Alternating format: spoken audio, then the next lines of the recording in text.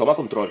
Si tú quieres que el futuro sea diferente, sal a construirlo, ¿no? O sea, sal a hacer que sea diferente. Si tienes una visión que pueda cambiar el futuro, si tú quieres que tu vida personal sea diferente, toma control de esa vida. Si tú quieres que tu trabajo sea diferente, toma control de la narrativa de tu trabajo, toma control de lo que estás haciendo. Creo que como seres humanos nos las perdemos demasiado tiempo, ¿no? En no estar en control, y apenas tomas control todo empieza a encajar.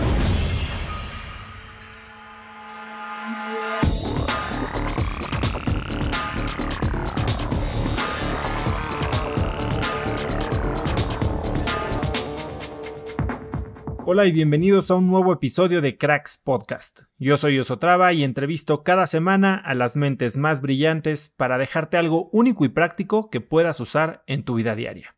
Hoy estoy muy contento porque lo que estás escuchando ahora es el episodio número 100 de Cracks.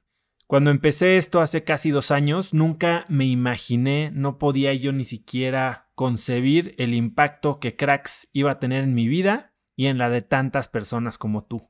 No quería dejar pasar la oportunidad de darte a ti las gracias por escucharme, por compartir Cracks, pero sobre todo por tomar las lecciones que comparten mis invitados para hacer un cambio en tu empresa, en tu cuerpo y hasta en tu vida.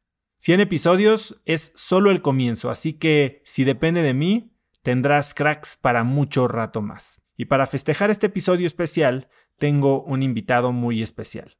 Mi invitado de hoy es Carlos García y lo puedes encontrar en Instagram como @carlosjgarciao.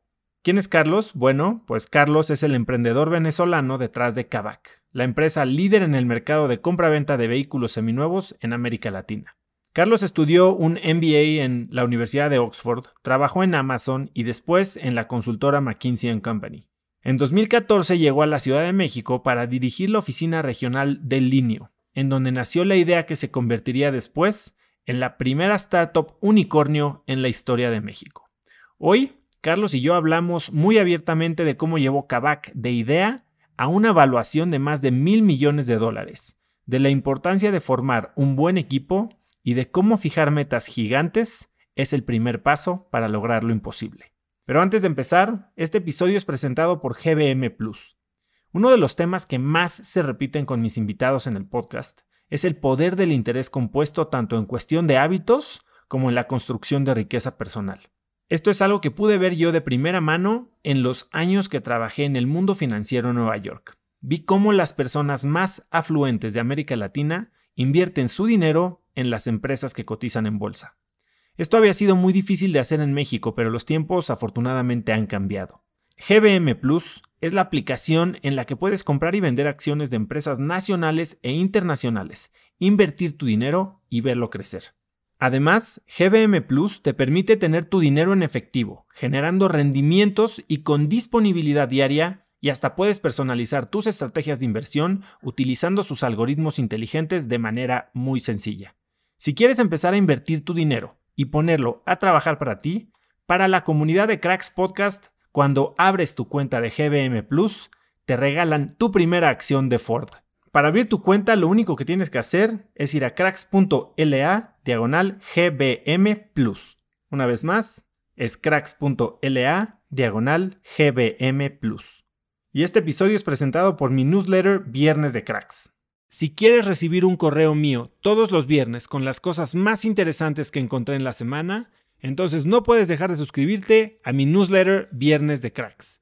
Viernes de Cracks es un correo muy corto con 5 tips, hacks, recomendaciones de documentales, libros, apps, artículos o cosas que me recomiendan y que creo que pueden hacer mejor tu fin de semana o ayudarte a empezar una buena conversación. Son muchos miles de personas las que ya lo reciben cada semana y si quieres recibirla tú también, puedes ir a cracks.la/viernes y muy pronto estará en tu inbox. Y ahora sí, vamos a mi episodio del centenario con el grandísimo emprendedor Carlos García. Mi estimado Carlos, qué bueno tenerte por aquí. Gracias por hacer el tiempo. Sé que estás ocupadísimo y eso es lo que viene con construir el primer unicornio mexicano. Muchas gracias.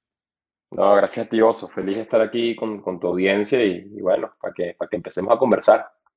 Oye, Carlos, estaba investigando sobre ti, hablé con gente que te conoce. Te has mudado más de 30 veces. Cuéntame un poco ¿Cómo pasa eso? ¿Cuántos años tienes y cómo te mudas 30 veces antes de ahora? No, no sé el número exacto, pero sí me he mudado bastante. Yo tengo 37 años y soy hijo de militar. Entonces, como buen hijo de militar en Venezuela, nos tocó mudarnos muchísimo cuando estábamos creciendo. Yo creo que fui a 14 colegios en total antes de ir para la universidad. Luego creo que tuve la etapa más estable de mi vida, que fue en la universidad, y ya de ahí de nuevo seguí dándole, trabajé como consultor un montón de tiempo y eso me puso en un avión por muchos años. Y bueno, creo que desarrollé ese apetito por mudarme, ¿no? Ya ahorita en México, que llevo ya 7 años, en México me he mudado como 5 veces dentro de la misma ciudad, pero porque siempre necesito un poco de cambio. Creo que para mí la constante ha sido el movimiento, el cambiar. Más bien cuando me quedo quieto, cuando las cosas no cambian, es cuando me pongo nervioso, ¿no? Pero bien, es un trait de mi crianza y luego, digamos, de mi carrera en lo que se tornó, o de mi paz profesional en lo que se tornó, me llevó a mudarme muchísimo, ¿no?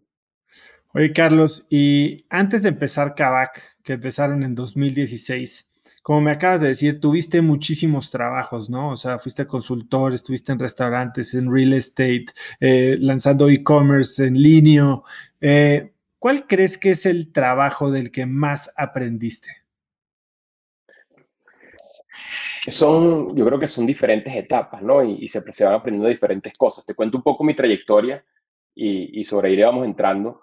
Yo arranqué desde que tenía como 12 años buscando cualquier manera de trabajar y de construir algo, ¿no? Arranqué cortando grama cuando vivía en Estados Unidos y de ahí en adelante seguí montando diferentes empresas y negocios chiquitos que algunos funcionaban, algunos no funcionaban.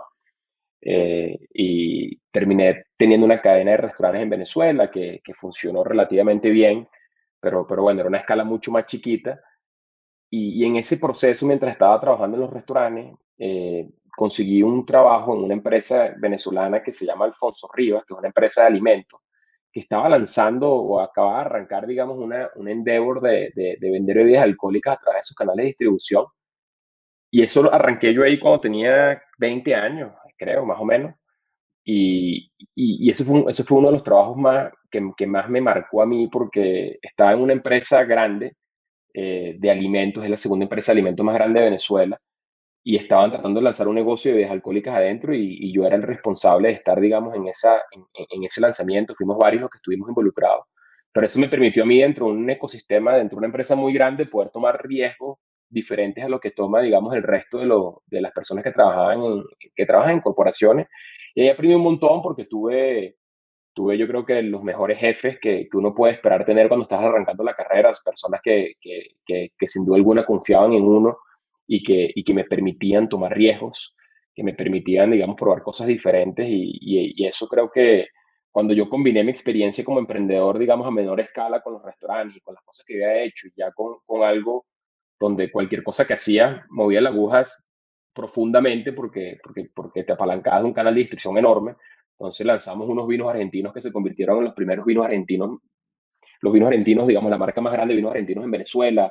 Lanzamos vinos, lanzamos tequila, lanzamos whisky, lanzamos de todo, rones, lanzamos de todo tipo de marcas y cuando uno aprende a ver cómo en escala puedes transformar las cosas y cómo las personas con las cuales trabajas te permiten, digamos, tomar riesgos, te permiten hacer cosas interesantes, fue para mí yo creo que el comienzo de todo lo que vino porque mezcló las dos cosas que me apasionaban, ¿no? O sea, hacer, construir, pero también haciéndolo a una escala más grande de la que uno solo hubiese podido hacerlo al inicio, ¿no?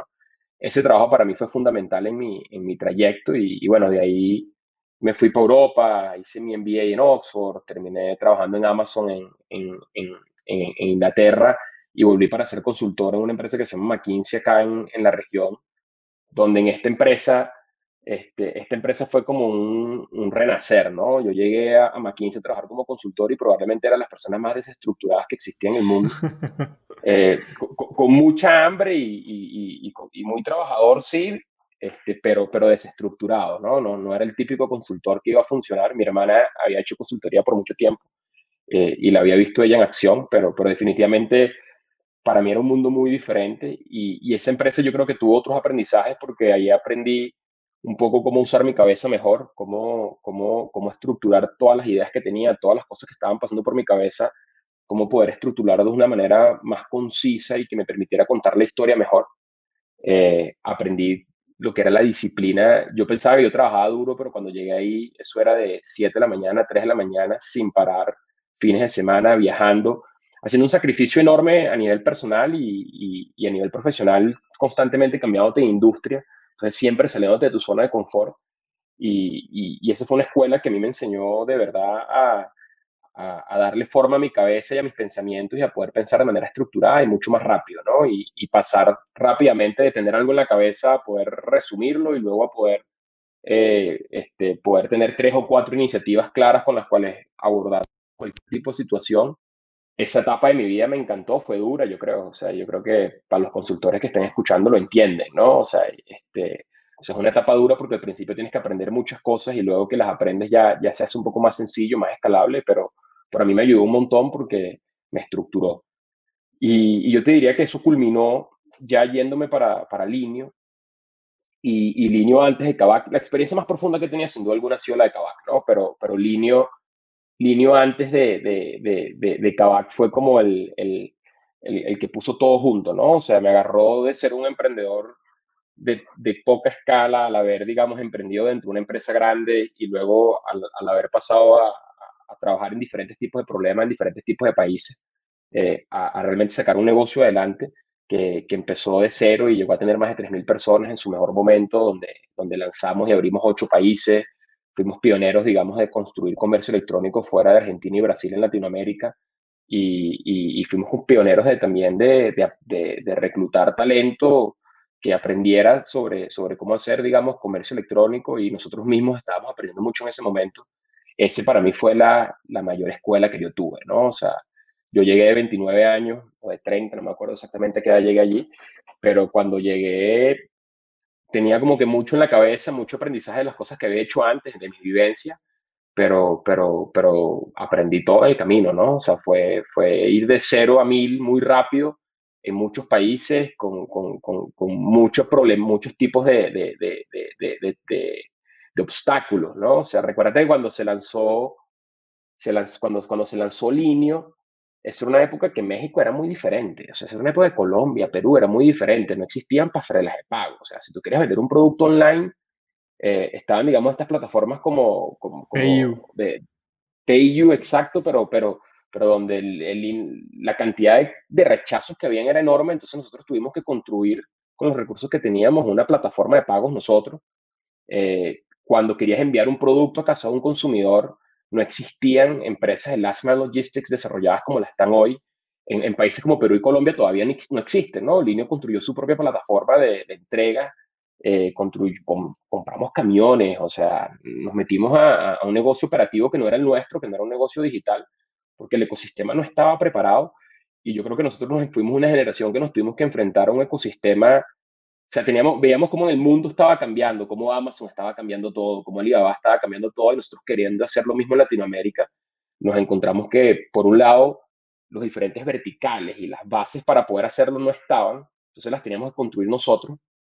El talento, sin lugar a duda, no estaba en el ecosistema como está hoy, ¿no? En ese momento tú convencer a alguien que se fuera de consultoría o de una empresa a trabajar con nosotros, eso era difícil, hermano. Eso era como pedirle a alguien que se metiera en agua fría en el medio de la noche en Alaska, ¿entiendes? O sea, no, había poco, no teníamos, traer talento era complejo y yo creo que esa vivencia de construir lo que fue el comercio, uno de los comercios electrónicos más grandes en estos países donde estábamos, con pocos recursos y con tantas cosas en nuestra contra, nos convirtió en emprendedores resilientes y en ese proceso también vivimos cosas que probablemente muy pocos emprendedores viven, que es cuando empieza el auge, cuando empiezan, digamos, a explotar en el mundo los Airbnb, los Ubers, los Wish. Nosotros estábamos en Latinoamérica creciendo, éramos relativamente grandes ya, pero todavía en Latinoamérica no existía un ecosistema de inversión, no existía un ecosistema que apostara, digamos, a emprendimientos de alto impacto de ese tipo y estábamos como en el medio de ser una empresa que tenía mucho potencial, pero que no podíamos atraer el nivel de capital que necesitaba una empresa de ese tipo para ser exitosa. Entonces, viviendo esos aprendizajes también de cómo levantar capital, de recibir muchos no, porque el timing tal vez no era el correcto en ese momento, a tener que construir, digamos, una organización de 3.000 personas y luego tener que pasar por un proceso de reestructuraciones de más de la mitad de las personas en un periodo muy corto de tiempo. Eh, Aprendí de todo eso. Fue un proceso como emprendedor. Aprendí muchas cosas como, por ejemplo, o sea, enfocarte mucho en, primero cuando vas a lanzar un negocio en Latinoamérica, te tienes que enfocar tienes que saber que vas a tener que montar múltiples negocios para que tu negocio funcione, ¿no? Y eso es algo que tal vez emprendedores en otros lados del mundo no experimentan de primera mano, pero aquí como los verticales no están desarrollados, muchas veces en tu industria vas a tener que desarrollar esos verticales para que funcione. Y eso lo aprendimos en línea. Por otro lado, aprendimos que hay que hacer product market fit antes de escalar. Nosotros nos fuimos muy rápido a abrir 8 países sin tener claro la complejidad de lo que era el product market fit nuestro, ¿no? Que no solo era vender por internet, sino todas las cosas logística, pagos, o sea, todas esas cosas no las teníamos tan claras y nos fuimos a hacerlo en 8 países. Entonces, literal, en el año 1 ya habíamos multiplicado esa complejidad por 8 y habíamos abierto oficinas también en Asia para traer productos desde Asia. Entonces, la complejidad se hizo exponencial y aprendí eso, ¿no? Aprendí que cuando vas a lanzar un producto, enfócate en un mercado muy grande, con un problema muy grande, pero en un solo lugar hasta que lo entiendas bien antes de escalarlo, porque luego estás multiplicando, el nivel de complejidad se multiplica por 8 y luego cuando eso le multiplicas los diferentes verticales que tienes que montar en cada uno de los países, se multiplica como por 1.000. Se hace súper complejo. Entonces, aprendí mucho de eso y sobre todo ese fue el momento porque fue la primera vez que tuve una oportunidad, digamos, de liderar equipos grandes, de lo importante que era la gente y lo importante que era la cultura y lo importante que era defenderla y protegerla desde el día uno, porque muchas veces los emprendedores con el afán de querer construir algo, de querer ir rápido, de querer, digamos, cambiarlo todo, tomas caminos donde a veces no te das cuenta que si tú no estás haciendo desde el día uno, que el lugar donde trabajas sea un lugar increíble para trabajar todos los días, eh, en los momentos difíciles pierdes a la gente. En lo que la gente se entrena, la gente busca nuevos caminos y definitivamente esta etapa para mí, antes de lanzar Kavak y cuando iba a lanzar Kavak, ya era una etapa donde ya era un poco más grande, había aprendido, digamos, de todas estas cosas y quería asegurar que lo que fuera que construyésemos, como equipo, estuviésemos siempre retados, estuviésemos siempre rodeados de gente que nos retara, y que realmente estuviésemos resolviendo un problema muy profundo, muy grande, que nos permitiera mantenernos motivados y con una cultura fuerte de victoria, con una cultura fuerte de traer resultados positivos para nuestros equipos, ¿no? Y eso sin duda alguna fue uno de los aprendizajes más grandes que yo tuve en mi época en línea y mis otras, con ese rol de liderazgo que tuve, porque uno puede ver qué pasa cuando no lo construyes de esa manera, ¿no? Y nos permitió ver un poco hacia el futuro. Linio fue muy en el pasado, pero también me dio la oportunidad de ver hacia el futuro de qué cosas podían salir mal,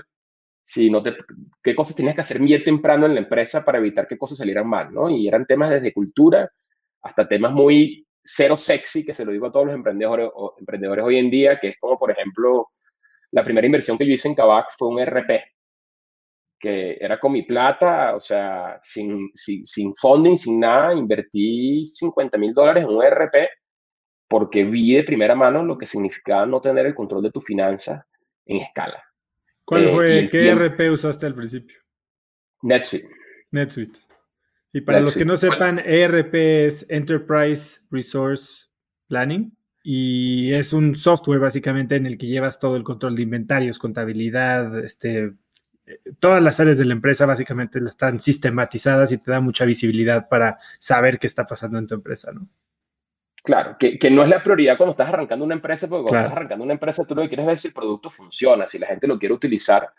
Nosotros apostamos desde el día uno en ese momento porque nos dimos cuenta que montar un sistema de ese tipo que controla todo tu negocio en movimiento se hace muy difícil. Entonces, bueno, son aprendizajes desde temas de cultura como hasta temas, digamos, más tácticos como que que pude tener y que pudimos tener el equipo que conformamos Kavak, que nos permitió hacer las cosas un poco diferentes desde el primer momento y que nos ha ayudado sin duda alguna a que podamos construir una empresa un poco más organizada y más sostenible, ¿no? Sí, es importantísimo. Esto que me estás diciendo, creo que tocaste muchos de los temas que quiero hablar hoy contigo. Mi siguiente pregunta era de qué fracaso habías aprendido más o que te había permitido estar aquí, ¿no? Y creo que ciertamente el Linio, si bien fue una gran historia de éxito, pudiste experimentar con dinero ajeno, ¿no? Porque si bien Claro, tenían todo este gran empuje, yo, mi co-founder de InstaFit, fue fundador del Linio, ahí también y seguramente conoces a Carlos Alcántara, con quien estuve claro. hablando también ahí en Venezuela, y toda la línea mafia, ¿no? Pero definitivamente, ¿cómo traían esta mentalidad de tirarle dinero a los problemas? Que era la mentalidad de los Samuel Brothers de Rocket, fue un poco como que te hace ver eso, ¿no? O sea, yo creo que eso también es una reputación injusta que ha adquirido las empresas de Rocket Internet.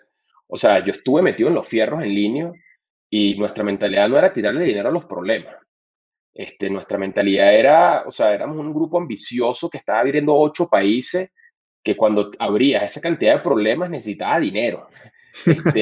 Y ojo, y la ambición era parte de lo que los hermanos Samwell trajeron digamos, a la mentalidad, porque ellos nos estaban haciendo apostarle duro, apostarle con ganas. Yo creo que sí fallamos en muchas cosas, como por ejemplo, uno, no era una compañía que era necesariamente founder-led, éramos founders for hire, ¿no? Entonces, no teníamos un accountability ante el board o no controlábamos al board, entonces había muchas cosas que de repente cuando las pensabas y las ejecutabas no estabas pensando en el 360 del espectro de lo que es manejar una empresa. Entonces creo que nadie en esa organización manejó la empresa pensando en todas las aristas que hoy en día yo como CEO y el haber lanzado esta compañía con mis compañeros tengo que manejar, ¿no? O sea, ese tipo de cosas no las manejábamos, pero definitivamente yo creo que esa reputación que se han ganado las compañías de Rocket Internet, creo que en algunos casos hay razón, pero en otros casos tú te pones a ver un poco el trabajo que hicieron esos hombres, o sea, sin ese tipo de apuestas que se tomaron en Linio, en Groupon, en Easy Taxi, o sea, alrededor del mundo, no existiría el ecosistema de emprendimiento que hay hoy en día, ¿no? O sea, Ujú. eso, yo creo que en la historia, más adelante, cuando se cuente la historia, van a ver el poder, digamos, del haber tenido, digamos, esa primera generación de locos, ¿no? Que tenían una ambición loca y que de repente no entendían el completo del negocio que estaban arrancando, pero sin duda alguna creo que atrae que ser realidades positivas, ¿no? Volviendo a esa pregunta que mencionas, los fracasos y cómo, o sea, yo tuve muchos fracasos antes que Linio, ¿no? O sea, y Linio yo no lo considero un fracaso. Linio ahorita se vendió a Falabella y ahí va, y sobre todo, digamos, con una posición fuerte en el sur, y hay un equipo todavía fantástico allí. Pero yo tuve muchísimos fracasos antes que Linio, profesionales, personales, pero un poco, yo creo que como emprendedor para mí, o sea, yo nunca veo las cosas como el fracaso ante las cosas. Si tú ves las decisiones profesionales que yo he tomado, siempre como que me voy a lugares por menos dinero. Entonces, para cualquier persona que está en el mundo pensará, bueno, este está loco que todo el tiempo está tomando un downgrade hasta que me fui por un lugar sin dinero y puse todo mi dinero para apostar lo que fue Kavak. Pero yo como lo veo es, o sea, el fracaso es parte del día a día. O sea, sin duda alguna, o sea, si estás intentando cosas diferentes vas a fracasar y te tienes que sentir muy cómodo con eso, pero no te puedes enfocar tanto allí, sino el foco tiene que ser mucho más, y el foco que yo le he puesto es cuando pienso en algo que creo que puede ser interesante, como por ejemplo Kavak, que era un mercado tan grande, con un problema tan profundo que los consumidores estaban sufriendo. Para mí la pregunta más concreta era, ¿qué pasa si no lo hago? No, qué pasa si sale mal. Si sale mal, yo siempre asumo que yo y el equipo que tenga vamos a ser lo suficientemente inteligentes y trabajadores como para tratar de lidiar con esas cosas que van saliendo mal. Y honestamente, si sale muy mal, siempre pienso que lo peor que puede pasar es que empiezo de nuevo y ya está. Y me he mudado, como tú dices, alrededor de casi las 30 veces, entonces empezar de nuevo no es mi problema. Lo he tenido que hacer muchas veces y he visto a mi papá hacerlo a sus casi 50 años, y sé que se puede hacer y se puede hacer con éxito, ¿no? Entonces no es algo que le tengo miedo, pero mi mayor miedo es más, no, ¿qué pasa si no hago eso que tengo en la cabeza? O sea, y cuando te pones a pensar en todas las cosas positivas que pueden salir de las cosas que tienes en la cabeza o de las cosas que quieres implementar, me da demasiado miedo no haberlo intentado, ¿no? Entonces, en el caso de Kavak, cuando yo salíamos a lanzar Kavak con el equipo, eh, todo el mundo nos decía que estábamos locos y que no íbamos a levantar capital, que Latinoamérica esto, lo otro, que México esto y lo otro, o sea, todas las excusas que hay en el mundo, pero la obsesión que nos llevaba era, bueno, pero ¿qué pasa si funciona? Y yo creo que esa es la obsesión que todavía es mi driver de hoy, es lo que todavía me motiva, porque cada vez que se me ocurre algo que creo que puede ser interesante, pienso mucho más en cómo hacerlo y me pongo rápidamente a ejecutar algo que me lleve hacia allá versus estar pensando que puede salir mal, porque millones de cosas pueden salir mal. O sea, si nos ponemos a pensar en el fracaso, en qué cosas pueden salir mal, vamos a quedar sentados en el sofá de la casa sin hacer nada, porque cada vez que tú te pones a pensar en esa vaina, todo, o sea, son demasiadas cosas que pueden salir mal. Yo creo que el atributo que tiene que tener un emprendedor a veces es el atributo de no escuchar. Mucha gente me dice pero no escuchar es una de mis grandes habilidades también porque hay momentos donde no puedes escuchar y tienes que hacer, ¿no? Ahora voy a entrar a todos estos temas porque creo que va a estar riquísima esta entrevista. A ver, vamos a entrarle un poco a Kavak, porque tú has dicho que el gran reto de Latinoamérica no es el mercado que existe, sino el mercado que no existe. Y yo, con Kavak en particular, tengo un apego slash espina clavada, algo, porque te voy a contar, yo en 2009 empecé, después de regresar de Nueva York, después de estudiar en Stanford, regresé a México y empecé una empresa que hacía compra y venta de celulares, electrónica, cosas usadas. Empezamos primero comprando hasta ataúdes y ya lo hicimos chico y entonces teníamos nuestras tiendas en las que hacíamos lo mismo que hace Kavak, pero con electrónica.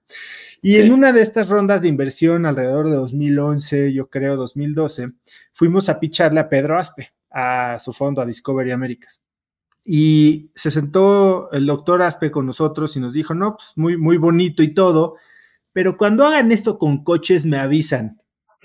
Y, y entonces, bueno, pues ahí lo dejamos, dijimos, no, pues sí, lo de coches suena, está muy cañón. De hecho, de entrada, nosotros nunca pudimos implementar la compra y el e-commerce en Lo Mío es Tuyo, que se llama mi empresa, porque desarrollamos todo un sistema y el único que nos vendió alguna vez un celular por internet fue el primo del desarrollador. Entonces, bueno, pues ahí quedó esa idea y después, 4 años después, sale Kavak, ¿no? Entonces, cuéntame un poco de dónde viene tu idea, cómo es que decides hacerlo en México. Cuéntame un poquito el inicio. Va. No, es que el mundo, el mundo de las cosas usadas hay muchas cosas que explorar, ¿no? O sea, yo creo que cuando te Sé que metiste en sí. ese mundo te puedes meter en un rabbit hole, como dicen. Fíjate, mira, la idea nació, o sea, nació hace muchos años, nació en el 2013. Este, y nació, yo vivía en Colombia y tenía un carro allá que tenía 2000 kilómetros. Como era consultor, había comprado un carro y nunca lo utilizaba porque siempre estaba viajando. Y cuando me fui de Colombia, yo me fui de Colombia para venirme a México, para lanzar el marketplace de línea. Y cuando me fui de Colombia, yo traté de vender ese auto y fue una pesadilla. O sea, fue literal, o sea, lo publiqué en en los clasificados, fui a concesionarios, hice un poco de todo, pero no pude vender mi auto de 2000 kilómetros. Me tuve que ir sin vender el auto y lo dejé en casa de un amigo. Ese auto se vendió 6 meses después. Pero en el avión, yo estoy acostumbrado a trabajar mucho en los aviones porque como consultor eso era, esa era la chamba, ¿no? En el avión, cuando estaba con mi esposa, estaba durmiendo al lado, me puse como que a tratar de pintar, bueno, cómo yo hubiese resuelto este problema, o sea, cómo hubiese hecho yo mi proceso de vender mi carro más fácil. Y ahí fue cuando diseñé una plataforma o en una servilleta, una idea que lo que hacía era lo siguiente. Eh, Le permitía a los consumidores entrar en una página, decir qué carro tenían y automáticamente recibían una oferta para que alguien les comprara ese auto. Y como funcionaba esa plataforma es muy diferente a cómo funciona Kavak o como la diseñé inicialmente, porque lo que hacía era que yo básicamente lo que quería hacer era construir un algoritmo de precio que permitiera yo en tiempo real poder saber a qué valor deberían las personas vender su carro y darle acceso a esa información a los concesionarios y que los concesionarios pudieran ver ese precio y en función de ese precio hacer un bid, por el carro. Entonces, lo que terminaba viendo el consumidor era el concesionario que le daba mejor precio, que estuviese más cercano a él. Y eso era cómo funcionaba la plataforma. Y apenas aterricé, no me aguanté y contraté a 2 programadores y la monté, la plataforma, ¿no? O sea, porque hubo un tiempo entre que empecé en línea y en que hice eso, y en ese tiempo lo que hice fue trabajar como que en esa idea. No era, no era algo que yo quería como que explorar ni nada, sino era una curiosidad que tenía en la cabeza y tenía que sacármela de la cabeza. O sea, y no te fuiste Y al approach consultor, no analizaste el mercado, no analizaste. no, no, no, No, nada, bien. nada. Monté el algoritmo de precio, porque yo sé hacer pricing, venía de un mundo de pricing antes y era algo que me encantaba. Y había trabajado en Amazon también y sabía el poder de pricing muy bien. Y como que literal lo que hice fue llegué y contraté a 2 programadores en la India y les dije, necesitamos montar una plataforma, y empecé a pintar en la plataforma y pasé semanas como que trabajando en eso. Y una vez que quedó el algoritmo relativamente como que montado y la plataforma como que empezó a arrancar, me dediqué al niño y como que dejé eso completamente atrás.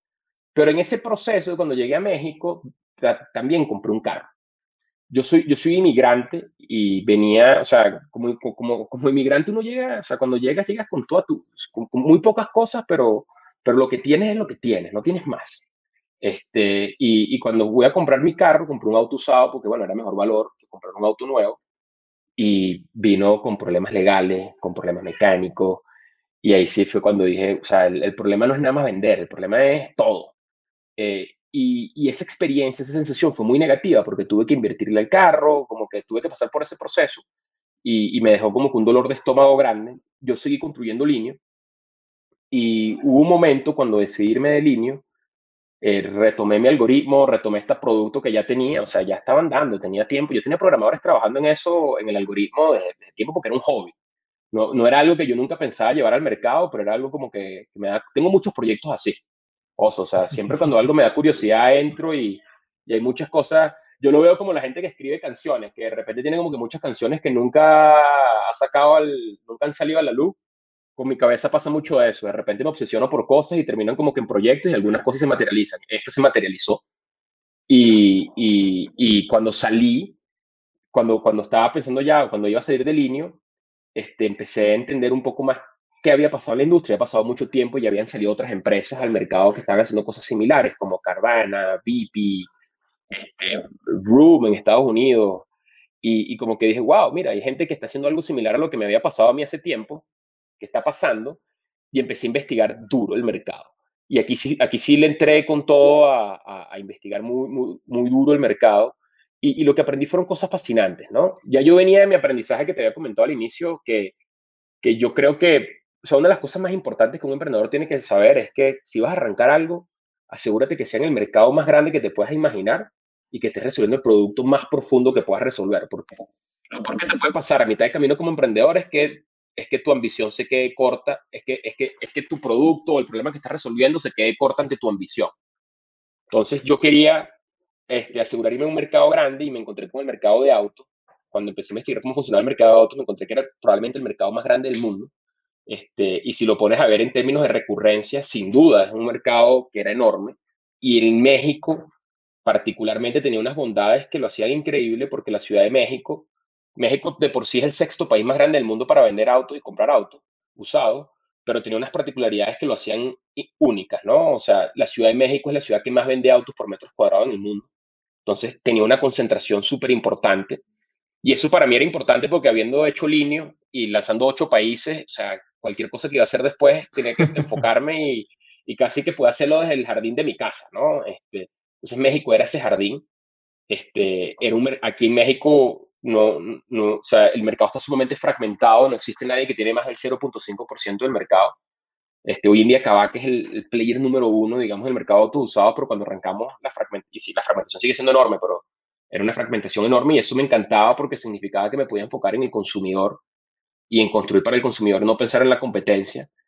Esas cicatrices obviamente vienen de haber tenido que pelear contra Amazon, ¿no? O sea, contra empresas que tú dices, o sea, ahorita quería enfocarme en el cliente, no en una pelea contra competidores. Y eso era importante.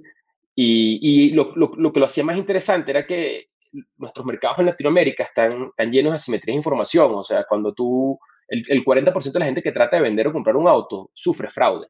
Y el fraude va desde que te maten o te secuestren hasta que, digamos, el fraude típico, que es que el carro tiene algunas multas que no han pagado, más algunos adeudos por Ujú. algunos temas falsificados, que terminas teniendo que invertirle, no sé, 30, $2,000, digamos, al carro para arreglar esos temas legales, y hasta los temas mecánicos que conocemos que hay en autos usados, ¿no? Y había tanto fraude en esta transacción que realmente dije, bueno, alguien tiene que entrar a solucionar este problema, porque el auto es probablemente la compra más importante que hace un mexicano, que hace un latinoamericano en su vida, y generalmente cuando la haces pones todos tus ahorros. Eso es para el 80% de las personas que compran un carro, están poniendo todo, están ahorrando para comprarlo, y no era aceptable que la gente tuviese que convivir con fraude en esa transacción, ¿no? Y dije, bueno, aquí hay algo que se puede hacer diferente. Y cuando seguí explorando, me di cuenta también que como existía tanto fraude, las instituciones financieras no financiaban ese asset. Cuando en el resto del mundo el 90% de las ventas de autos usados se financian, en México solo era el 5%. Y ahí fue cuando vi eso, fue cuando dije, ok, esto es mucho más profundo que vender y comprar carros. Esto es mucho más profundo que garantizar de que alguien no tenga fraude en su compra y venta. Y esto fue, digamos, de las cosas más interesantes que ha ocurrido en el proceso. O sea, cuando tú tienes un auto, para las personas que no tienen auto, que trabajan a 2 horas de donde viven, que tienen que hacer commutes en transporte público, y el transporte público en México no es bueno, en Latinoamérica no es bueno, el momento que tienen un auto y lo traen a su grupo familiar, su vida cambia de la noche a la mañana. En lo personal, en poder llevar a los hijos al colegio, ir al parque, y en lo profesional, en tener una herramienta que te permite ser más productivo, ganar más dinero, o sea, ser más creativo con cómo vives tu vida profesional. El auto es una de esas herramientas que te puede transformar la vida, y muchas veces la gente que de repente por los privilegios o porque no tiene la necesidad no se da cuenta cómo puede impactar esto, digamos, a nuestra gente. No lo vive, no lo ve. Y cuando yo vi que nada más el 5% se financiaba, ahí fue cuando dijimos, bueno, ¿cómo hacemos para meternos en este mundo? Pero no solo meternos a comprar y vender, sino tenemos que meternos profundamente en el mundo de financiamiento, porque creemos fielmente que si te fijas en Estados Unidos, hay 3 veces más gente que nosotros en México, pero el mercado es 10 veces más grande, y eso es porque hay mucho acceso a financiamiento, porque la clase media está desarrollada. Y pensando en México, pensando en Latinoamérica, un auto es la herramienta para penetrar más duro y crear más clase media en México. Es la herramienta para financiar, porque es el único asset, es el único activo que yo puedo darte, financiarte a una tasa razonable, porque está el carro garantizado detrás, que te permite, porque es una tasa razonable, no tener que caer en estas moras de pago porque no las puedes pagar, porque es un financiamiento más sano, por un lado, pero que por otro lado aparte te cambia la vida. La gente, como ve los autos, y como cuando la gente está metida en el mundo de fintech, siempre piensa en prestar en función a lo que la gente puede pagar. Yo lo veo muy diferente. Yo creo que un auto, cuando tú tienes un auto, tú automáticamente vas a poder ganar más. O sea, el auto es, cuando piensas en el juego, que viene primero el huevo o la gallina, en el mundo de autos es el auto. Eso es lo que viene primero, sin duda, para poder crecer económicamente, para poder crecer personalmente. Y ahí fue cuando vimos eso, vimos todo el tamaño del mercado, lo fragmentado que estaba, todos los fraudes que existían detrás y la poca confianza que había, el tema económico detrás de que comprar un auto usado, si está en buenas condiciones, es mucho mejor que comprar un auto nuevo. Y le sumas esa parte, digamos, de inclusión financiera, le sumas ese poder que tienes en cambiar vida, fue cuando dijimos, esto hay que darle y no hay que mirar para atrás. Y así nace Kavak. Y por supuesto, te va a adaptar toda esa idea a eso, ¿no?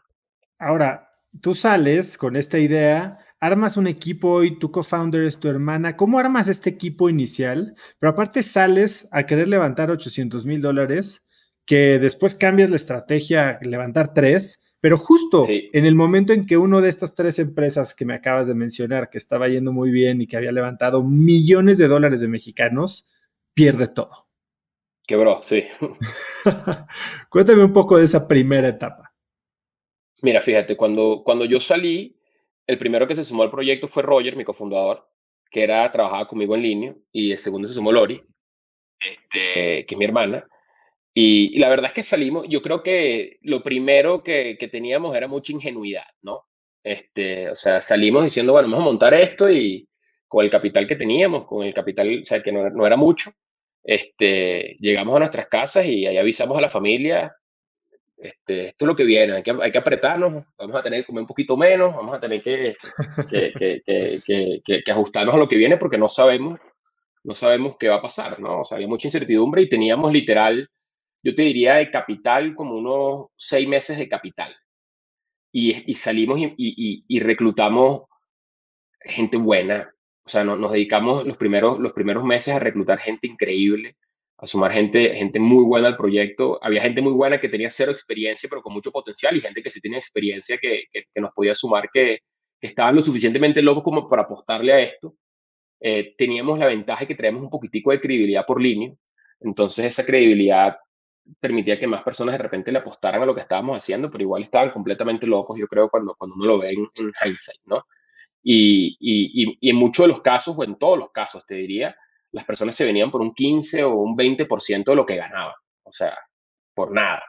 En algunos casos hubo, o sea, en mi apartamento, una persona se vino y vivió en el apartamento y lo que pagábamos con comida.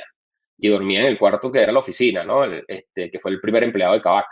Entonces, o sea, como que mucha gente se sumó, digamos, a la idea, a lo que estábamos tratando de construir, y teníamos algo de capital que era el nuestro como para darle con fuerza por 6 meses. Mucha ingenuidad, o sea, no sabíamos, o sea, honestamente no teníamos ni idea si iba a salir bien o no iba a salir mal, pero como que nos enfocamos en un día a la vez en poder hacer el proyecto bien. Y ahí fue cuando conocí a Héctor Sepúlveda, que él había invertido en un gran amigo mío y emprendedor que trabajó conmigo en línea, que se llama Carlos Salinas. Y estaban también Will, Memo, o sea, sus cofundadores, Lauren, que los conocía también muy bien. Héctor había invertido un ticket en Luna, que era la empresa que ellos habían fundado. Y cuando nosotros salimos a sacar esto, Carlos le dice a Héctor: mira, se fue Carlos García de Kavak, va a hacer algo con carros, llámalo. Y Héctor me llaman Héctor y Raúl, que eran los que estaban en Mountain en ese momento, y me dicen que quieren hablar para ver qué estábamos haciendo. Y yo lo que les dije es: mira, ahorita no tengo nada, o sea, estoy arrancando, hablemos en unos meses y después que tenga algo un poco más estructurado hablamos. Tenía el producto ya porque lo habíamos construido de hace tiempo, tenía muchas cosas, muchas partes del rompecabezas montadas, pero ni siquiera tenía un PowerPoint, ni business plan, ni nada de lo básico. Y me siguieron llamando, como que vente, vamos a reunirnos, vamos a conversar. Y cuando al fin dije, bueno, vamos a hablar, montamos la presentación, montamos el business plan. Es un business plan del cual estoy orgulloso, porque siempre le digo a Héctor, lo montamos en una noche trasnochado, pero en 3 años le llegamos al plan a la perfección, o sea, como que con un margen de error del 2%, que fue bien interesante. Pero me voy a hablar con Héctor, con Raúl, con el equipo en Nazca, y fue un momento interesantísimo porque tuvimos una conversación muy profunda del modelo de negocio. Héctor y su equipo, o sea, hicimos una química y un clic de inmediato, digamos, en esa primera reunión donde hablamos tanto del negocio, hablamos tanto de los retos que tenían por delante, y los vimos tan emocionados a ellos con lo que queríamos montar, que era como contagioso, ¿no? Era como que salimos de esa reunión con mucha energía.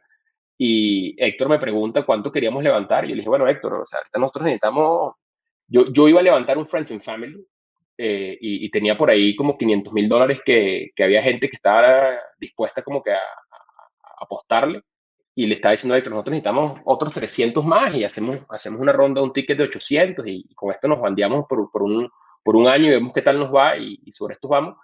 Y ahí Héctor fue cuando Héctor, digamos, o sea, él hizo una pregunta que yo creo que cambió el curso de Kavak, que fue: bueno, pero Carlos, ¿qué necesitas para hacer que esto funcione completo?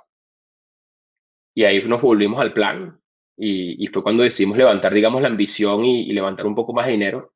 Decidimos levantar $2 millones, y dijimos: bueno, con $2 millones podemos construir un fully funded business plan, llevar este negocio a la rentabilidad, y de ahí ir avanzando.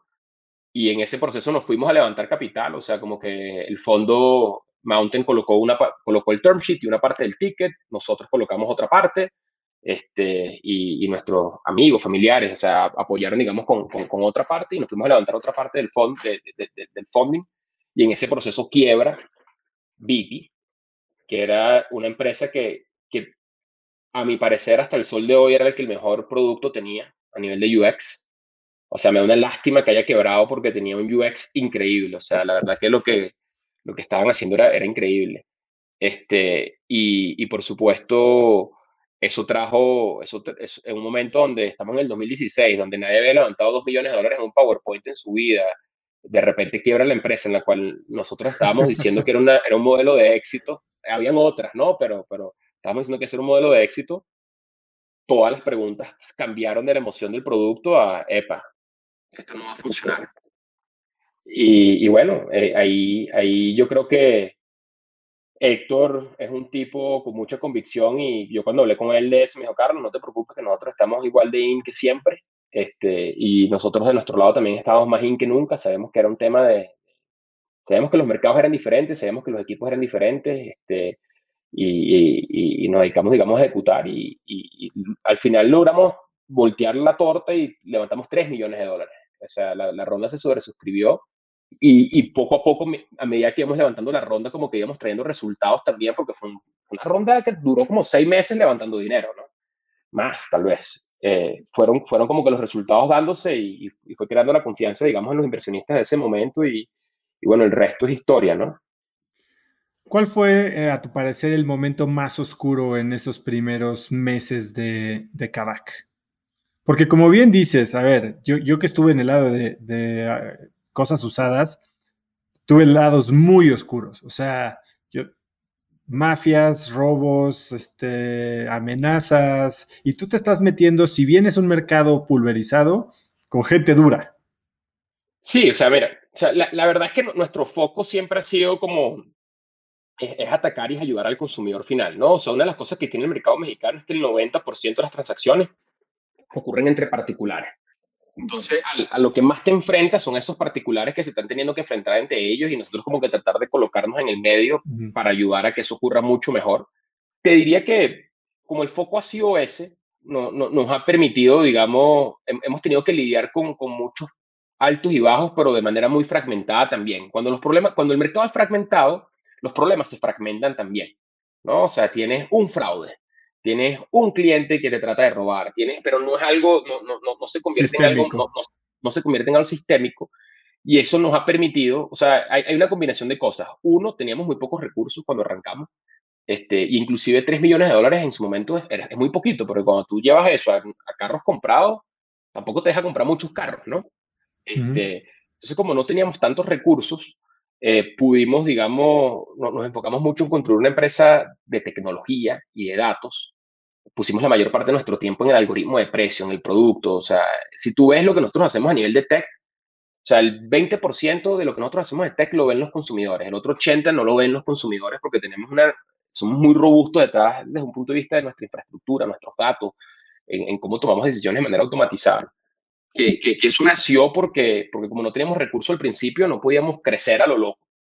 Entonces poníamos nuestro tiempo donde traía valor y eso era en tecnología, en algoritmos de inteligencia de aprendizaje continuo. Y la verdad es que los problemas que nos fuimos enfrentando fueron esos problemas de goteaditos, ¿no? O sea, de repente venía alguien, nos intentaba hacer fraude por aquí y íbamos mejorando nuestro algoritmo de fraudes para poder detectar ese tipo de cosas.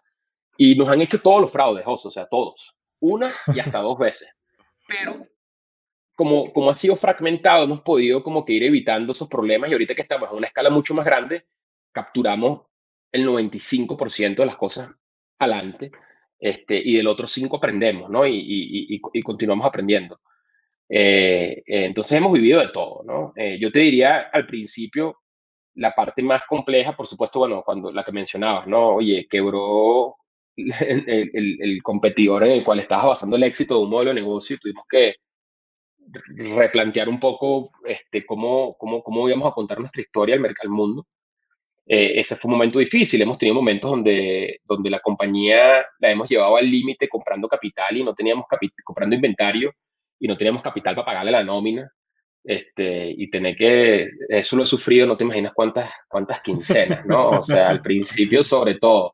Entonces siempre, digamos, lidiando con esos gajes del oficio de buen emprendedor hasta la pandemia, ¿no? O sea, la pandemia yo te diría que fue el momento más difícil para todos nosotros, para mí, para la organización, fue un momento de mucha incertidumbre y que sin duda alguna te diría que ha sido la parte más dura que hemos tenido que vivir hasta el momento. Ahora, hace poco hablaba con David Vélez también otro inmigrante que llega a cambiar una industria en un mercado gigantesco al formar Nubank en Brasil, bueno, ya está en México, y él me decía que ser extranjero para él había sido una ventaja. No solo ser extranjero, sino ser un outsider en la industria. ¿Tú cómo viviste eso aquí en México? Yo, yo sin duda creo que es una ventaja para el emprendimiento porque, o sea, si tú ves en el mundo, los grandes emprendimientos no nacen sin los inmigrantes, ¿no?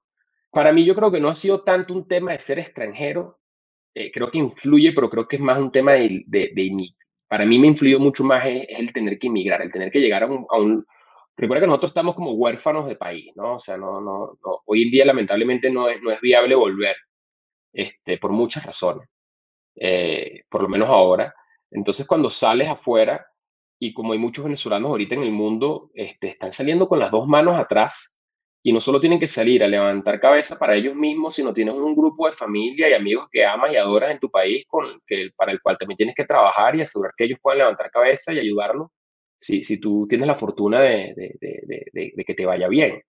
Entonces, para mí eso ha tenido un efecto profundo porque yo cuando estoy aquí y estoy construyendo Kavak, no solo estoy construyendo Kavak, sino, o sea, estoy construyendo las bases para mi familia, estoy trabajando para poder mitigar el riesgo de mis familiares y amigos que todavía están allá.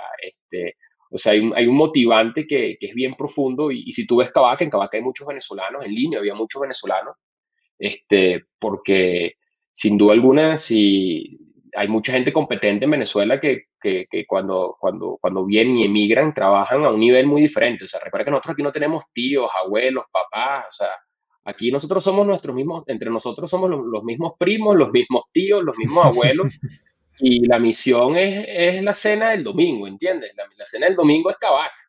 Entonces, yo sí creo que ese foco absoluto en tener que renacer, porque eso es lo que estamos haciendo, estamos renaciendo, reconstruyendo, a mí me ha impactado profundamente. Mis cofundadores venezolanos también los ha impactado profundamente.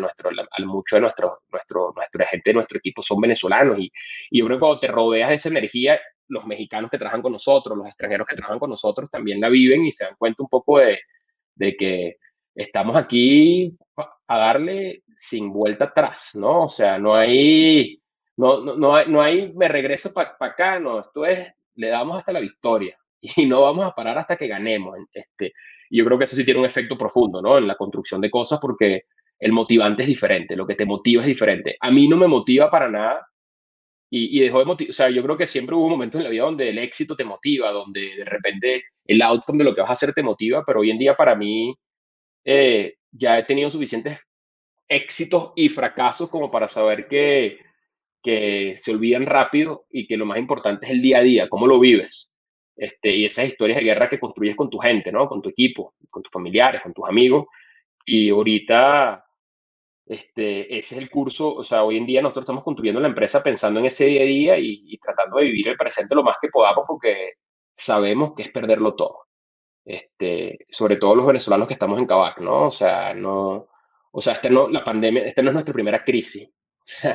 O sea, hemos vivido crisis muy profundas, todos vivimos sin nuestros familiares cerca, todos hemos tenido que empezar de nuevo, entonces sabemos qué significa tener que arrancar de nuevo, que es perderlo todo, y cuando conseguimos un producto tan bonito como el de Kavak, conseguimos un problema tan profundo que resolver como el que estamos resolviendo en Kavak, lo que te dan es ganas es de darle durísimo y que sea realidad lo que tenemos en la cabeza y que sea realidad, digamos, ese sueño que te digo de inclusión financiera. O sea, tú te imaginas que en 15 años nos paremos y digamos, y podemos decir que la industria de autos a través del financiamiento hizo que 30% de las personas pudiesen entrar en la clase media.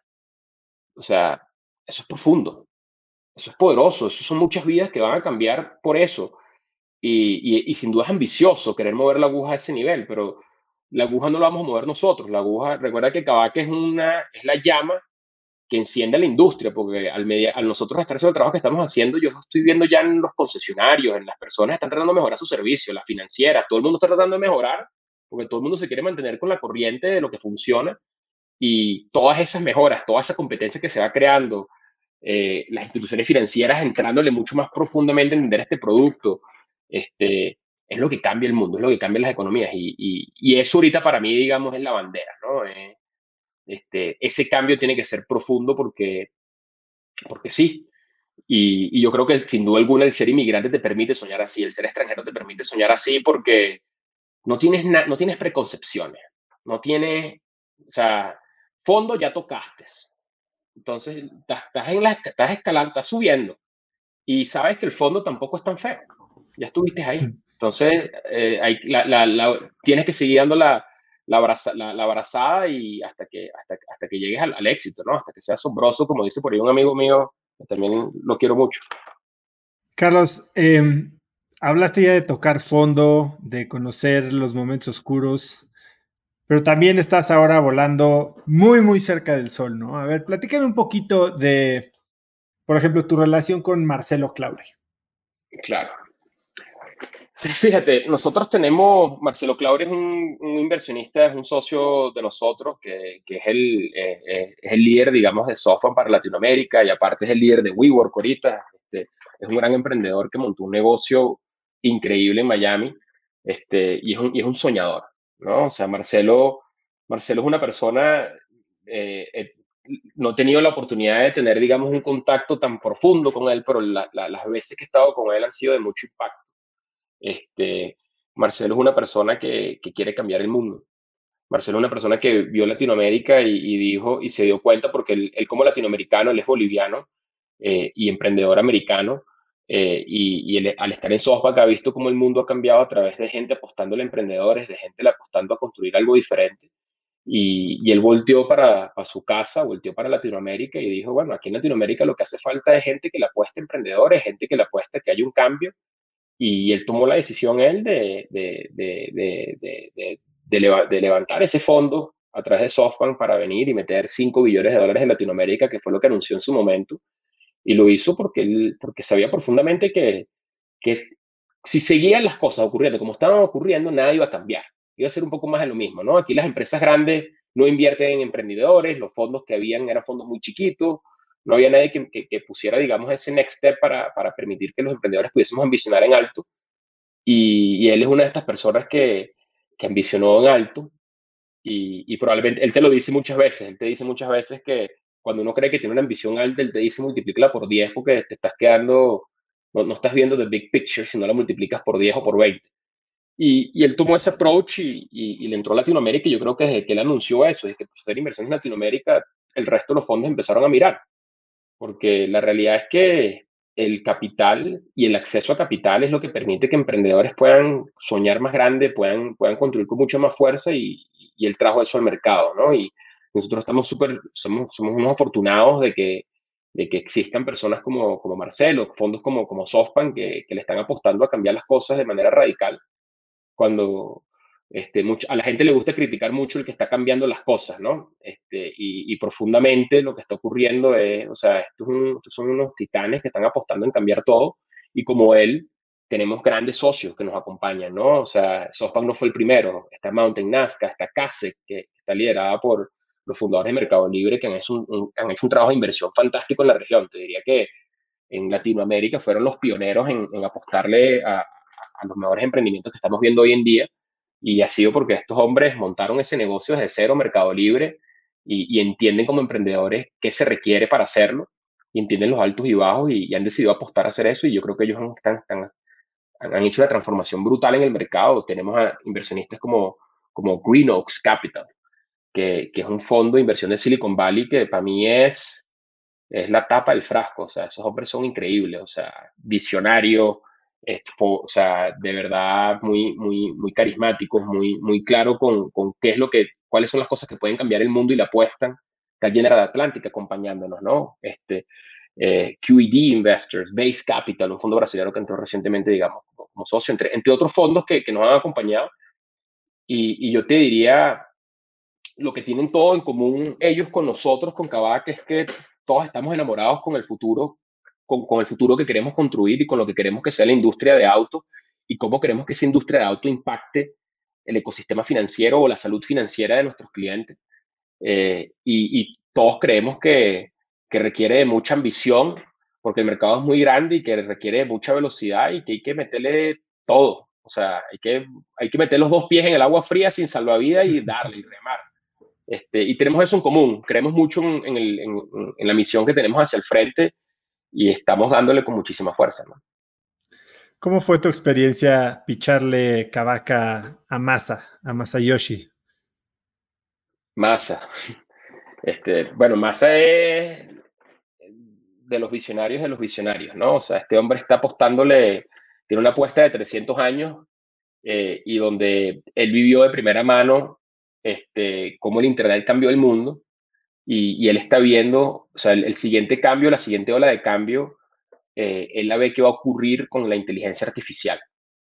Y ahí coincidimos, ¿no? O sea, la capacidad de poder tomar decisiones con más información, más rápido, va a cambiar, digamos, muy profundamente la mayoría de las industrias. Y él tiene desde hace algunos años sabiendo que ese es el cambio y él tomó la decisión de levantar un fondo enorme y apostarle a eso.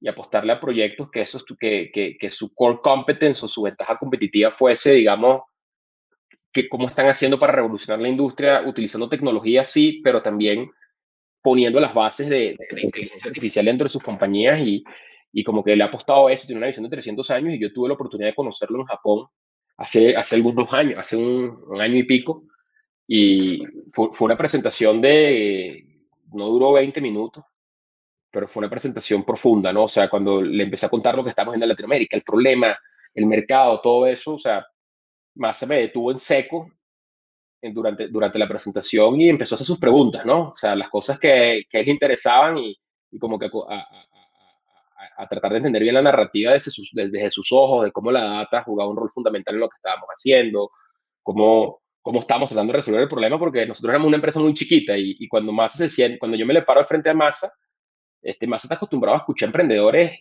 que tienen negocios enormes. En ese momento Kavak era bien chiquito.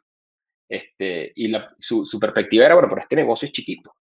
O sea, entonces su cabeza se fue de, bueno, dejar de pensar de que éramos un negocio chiquito y pensar si teníamos lo necesario para ser enormes. Si estábamos pensando en el problema de una manera que nos podía garantizar ser enormes. Y toda la discusión fue esa, ¿no? Toda la discusión fue, you're too small, este, no, pero ya estás aquí en Japón y ya tenemos los 20 minutos, entonces vamos a conversar tu visión y vamos a conversar de por qué vamos a ser grandes. Y bueno, en esos 20 minutos hicimos clic, yo creo. Por supuesto, más que hicimos clic, Marcelo, Shu, o sea, todo el grupo, digamos, inversión, había hecho un trabajo muy profundo de entender lo que nosotros hacíamos, pasado mucho tiempo con nosotros, entonces seguramente él entendía con mucho más profundidad lo que estábamos haciendo que eso solo esos 20 minutos, pero ahí entramos y fue una experiencia bien interesante, ¿no? Porque eh, es una persona que te puede llevar en 20 minutos, puede quitar el sonido de alrededor y te directo a la yugular para hacer las preguntas correctas, ¿no? ¿Te hizo alguna pregunta que particularmente te haya llegado, te haya sorprendido, de la que te acuerdes? Una de esas preguntas que te hacen aprender. O sea, no fue una pregunta específica, pero sí fue el hecho de, you're too small, why do you think you're going to be big? ¿No?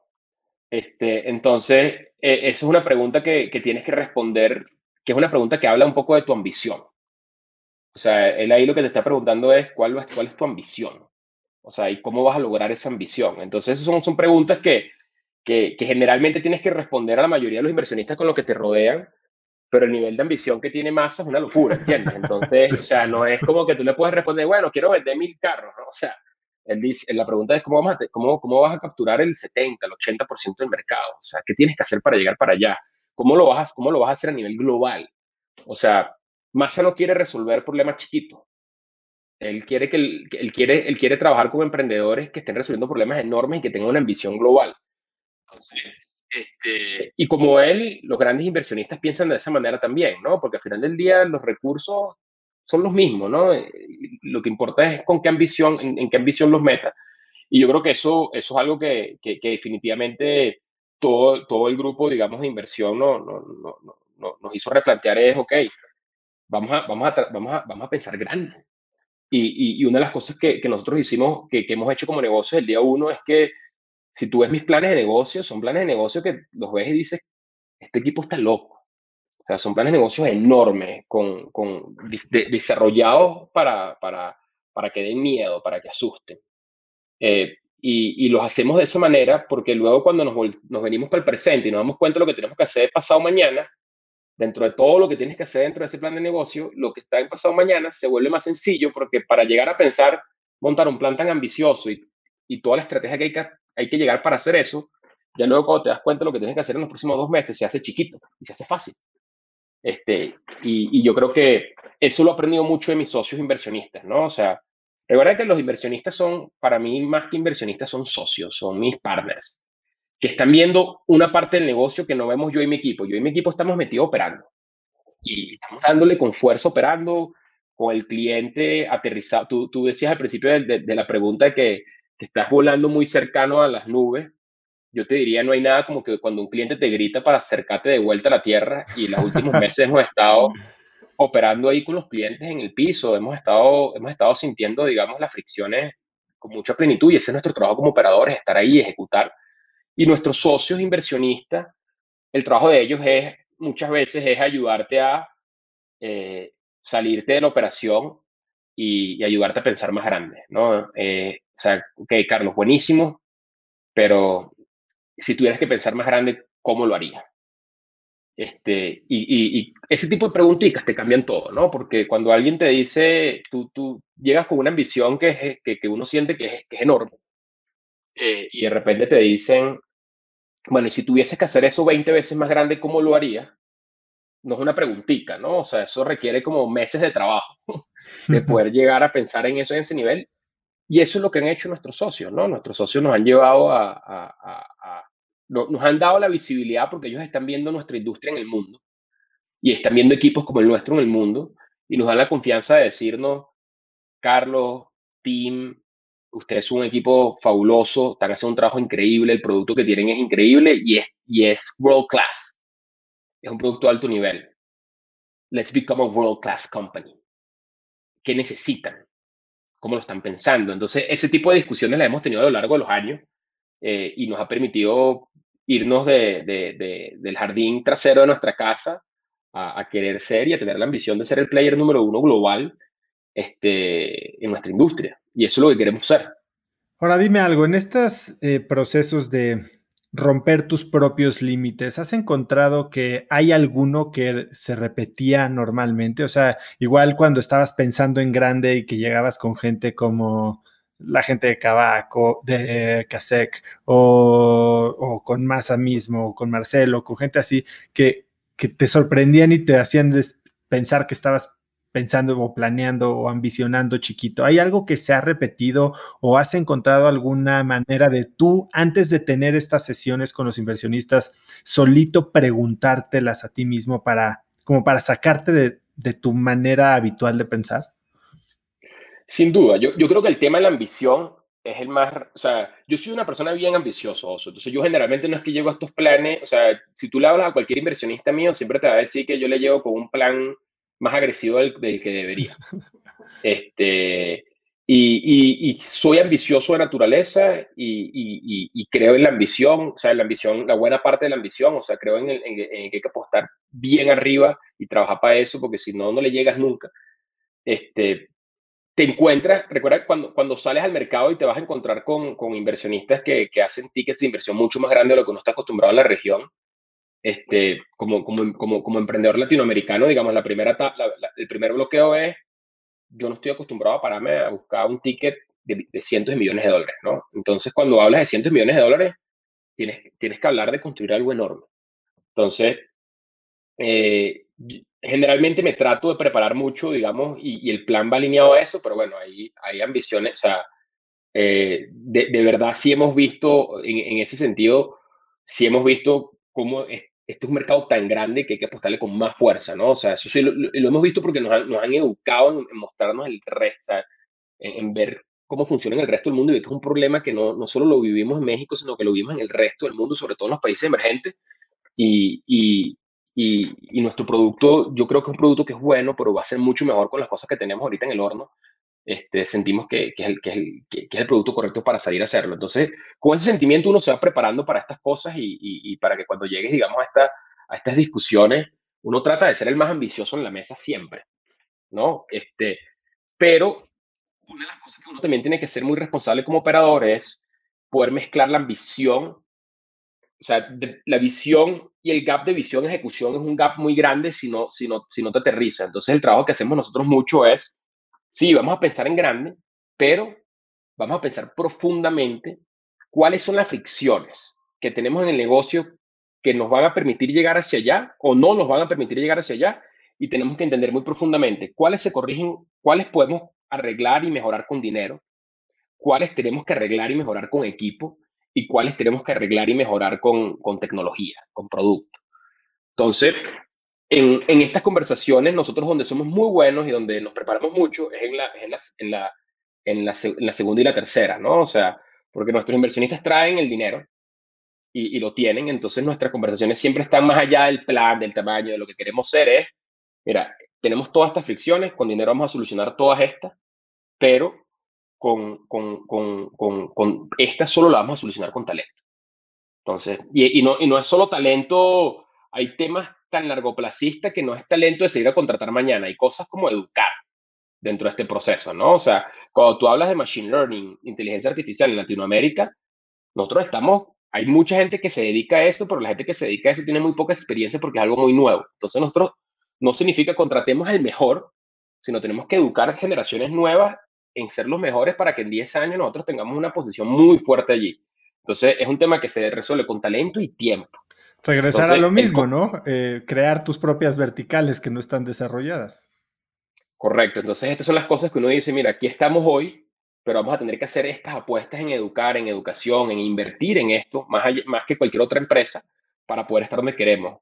Luego hay temas de producto, de tecnología que uno sabe que toman tiempo, ¿no? O sea, tengo que lanzar ciertos features, ciertas cosas, porque que necesito que otras cosas funcionen bien en el core antes de lanzarlas. Entonces hay un orden de prioridad que tienen las cosas que hacen que lamentablemente no puedes hacer todo en simultáneo. A mí me encantaría poder darle clic y ver en el tiempo que pasa, pero hay tantas cosas que tenemos en el horno, de cosas que creemos que van a cambiar la vida de nuestros consumidores, pero que no podemos hacer en simultáneo, porque si lo hacemos en simultáneo podemos romper muchas cosas, que también son fricciones que tenemos que atender. Entonces, nuestro trabajo siempre es cómo poder traer con mucha claridad cómo estas tres cosas nos pueden ayudar y dejar muy claro dónde el dinero nos ayuda para que eso sea sencillo, ¿no? Y pasar mucho tiempo más problemsolviendo en cómo la cultura, la visión, la estrategia nos va a llevar a solucionar las otras dos cosas.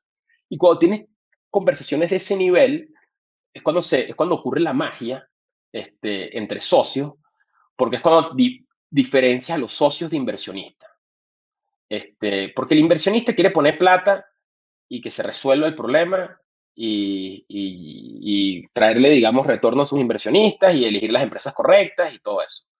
Pero los socios sienten un apego profundo a las fricciones, sienten un apego profundo por el por qué estás haciendo las cosas y tienden a inclusive utilizar tiempo que pueden estar con su familia, tiempo que pueden estar haciendo cualquier otra cosa, a apoyarnos a nosotros, porque profundamente creen en lo que estamos haciendo, ¿no? Entonces a nosotros nos gusta pasar mucho tiempo en esa parte de la conversación porque ahí separamos a socios de inversionistas y hemos tenido la fortuna de encontrar socios, ¿no? Y de gente que le gusta hablar de eso, y entonces ya la parte del dinero se convierte mucho más en un commodity, ¿no? Es como, ok, o sea, esto lo conseguimos. Ahora, ¿cómo hacemos para trabajar todas las otras fricciones y cómo te podemos ayudar y cómo nos podemos involucrar?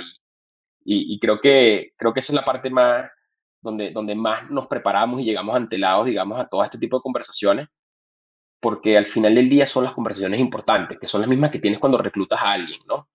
O sea, yo tengo momentos importantes, o sea, como operador siempre tienes que estar operando tu negocio, pero hay momentos profundos, hay dos momentos que son importantes para renovar tus votos en la compañía.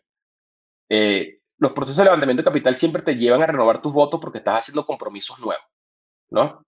A grupos nuevos, estás entrando con socios nuevos, esos socios nuevos los tienes que onboardear y tienen que conocerte a ti, conocer el negocio, conocer al equipo, conocer lo que estamos haciendo para que realmente puedan trabajar en sintonía juntos. Y eso no ocurre de la noche a la mañana, eso ocurre con tiempo. Entonces, ese momento siempre que estás renovando como que esos votos y estás trayendo gente nueva a la organización, te hace pensar profundamente tu estrategia Y el otro momento importante es cuando reclutas a alguien. Por eso yo me la paso el 40% de mi tiempo reclutando.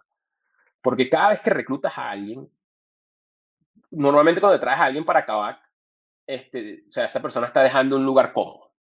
¿Ok? O sea, nos traemos gente buena que por un lugar está dejando un lugar cómodo en donde estás una estrella y lo aman, lo valoran o la valoran, la aman, este, y le estás diciendo, buenísimo, pero vente a construir con nosotros. Entonces ese proceso de traerte esas personas viene con mucho decirle que tú vas hasta ahí hasta el final y el equipo vamos hasta ahí hasta el final. Entonces en cada proceso que traes a alguien al negocio, estás renovando tus votos porque estás creando un compromiso con esa persona. Y ese compromiso te renueva, ¿no? O sea, y yo creo que esas son cosas muy importantes como emprendedor que uno tiene que tener. Y ese plan que hablábamos inicialmente de cuáles son las fricciones que te quita el dinero, que te quita la tecnología, que te quita el talento, están en el centro de todas esas conversaciones. Porque la gente buena tiene que saberlo antes de traértelo o antes de traértela. Tienen que saber a qué se van a enfrentar. Este, entonces, las tienes que tener muy claras. ¿Hay alguna pregunta que haces en tus entrevistas que se repite o que te ayuda a entender si estas personas piensan igual que tú? Primero busco gente que no piense igual que yo, ¿no? O sea, busco gente que, o sea, la diversidad es súper importante, digamos, en lo que uno está construyendo porque nuestros consumidores son diversos, ¿no? Entonces tenemos que tener como que mucha gente que piense diferente. Yo soy una persona, y mi equipo te puede decir, yo soy una persona asertiva y que siempre tengo una opinión ante las cosas, pero que tengas una opinión ante las cosas no significa que sea la mejor opinión. Siempre necesita gente que piense diferente, siempre necesita gente que traiga cosas nuevas a la mesa. Yo creo que en las partes de los procesos de entrevista, al principio me enfocaba mucho en entrevistar casos y buscar el skill de la persona y aprendí luego de los años, entre mi época de Linio y en Kavak, yo creo que he tenido que entrevistar a más de 4.000 personas probablemente, y he contratado a miles, y he aprendido que soy malísimo entrevistando. O sea, no. Es difícil que tú, en una entrevista de 45 minutos, me diga de qué estás hecho, ¿no? Y puede que seas bueno en un lugar, pero tal vez no eres bueno aquí. O puede que no eras bueno en otro lugar, pero aquí sería fantástico, ¿no? O sea, hay muchas variantes. Entonces, yo en las entrevistas, mi equipo, gracias a Dios, hace un buen trabajo de entrevistar a todo el mundo antes de que me llegue a mí. Y cuando me llegan a mí las personas que ya están en el proceso es porque o el equipo ya cree que son las personas correctas para la misión que tengan. Entonces mi foco se va mucho menos al skill, porque yo soy muy claro desde el momento uno. Yo le digo a todo el mundo, en Kavak hay 3 meses de prueba. Si no funcionas en 3 meses, no te vas a graduar, no vas a estar en Kavak, no va a ser lo mejor para ti ni para Kavak. Entonces, tú te vas a entrevistar y vas a demostrar lo que tienes on the field, en el trabajo, al igual que nosotros nos vamos a entrevistar contigo en el trabajo, porque tú también en 3 meses te puedes dar cuenta que no somos las personas correctas, que no es la organización para ti, que el equipo de liderazgo no sirve. O sea, es un proceso, es un matrimonio que no puede durar 45 minutos en una entrevista. Entonces Mm. hay 3 meses como para que nos hagamos una idea uno del otro de que queremos trabajar juntos. Entonces confío mucho que ese proceso funcione, y nos retamos mucho internamente a que ese proceso funcione, que a los 3 meses hay una graduación y en la graduación se queden las personas que realmente pueden construir con nosotros, y que les guste la compañía y que hagan fit cultural con nosotros. Entonces, esa es la parte del proceso de entrevista más importante. Entonces, yo lo que me dedico en estas conversaciones depende de cada persona, por supuesto, pero trato de entender un poco de cuál es el drive, o sea, de dónde viene el hambre, o sea, cuál es el motivante, cuál es esa piquiña que tienes en el estómago, porque si hay un factor común denominador en la gente que es exitosa en Kavak, es que son inconformes, que tienen algo en el estómago que no los dejan, o sea, que si ven un problema tienen que solucionarlo a toda costa porque si no, no pueden vivir con su cabeza, que son leales a la misión, somos leales entre nosotros. Son personas que prefieren que nos hablemos claro entre nosotros que a que estemos escondiendo cosas o siendo políticos en nuestras conversaciones, porque sabemos que aprendemos mucho más cuando nos hablamos claro. Este, y trato de ver si encuentro destellos de eso que sé que funciona. Eh, pero también hay personas muy diferentes, ¿no? Que funcionan también en la organización. Entonces, poco a poco lo que voy es esto es un proceso de aprendizaje, Oso, porque uno lee todos los libros, haces entrevistas, te entrenan para ser un buen entrevistador, y a medida que te haces como más viejo o más experimentado en el tema, te das cuenta que todo lo que sabes no sirve. Y, y lo que yo trato de hacer ahorita es tratar de, uno cuando trabaja con gente talentosa te das cuenta. Y como que lo que quieres replicar es una máquina de cómo clonar a esa gente talentosa y rodearte de más gente así. Y yo lo que trato es de ver cuáles son esas características que hizo que esa persona fuera talentosa, qué es lo que es, y trato de como que buscar en los candidatos que entren, digamos, esos atributos, ¿no? Y es más, yo creo que es más arte que ciencia, por eso necesitamos esos 3 meses de graduación, porque igual no siempre lo vemos, ¿no? Carlos, he oído que tú llevas lo que llamas una dictadura participativa en Kavak. ¿Qué significa eso? Dictadura participativa. Tienes inside information also en la pregunta que me haces. Fíjate. Así soy, ya sabes. No, no, yo creo que mira, nosotros somos una organización mission oriented, ¿no? Y no tenemos nuestro organigrama no funciona como el de una organización normal, en el sentido de que hay un organigrama, que hay una jerarquía, siempre hay como que una línea de decisiones, pero lo que sí tenemos muy claro es que cada uno de nosotros, cada uno de los líderes tiene una misión muy concreta. Y entendemos que si tú tienes una misión concreta y tú sabes que es éxito en esa misión, esa persona tiene que tener total autonomía en esa misión, ¿ok? Porque es la persona que está on the ground, es la persona que está liderando eso.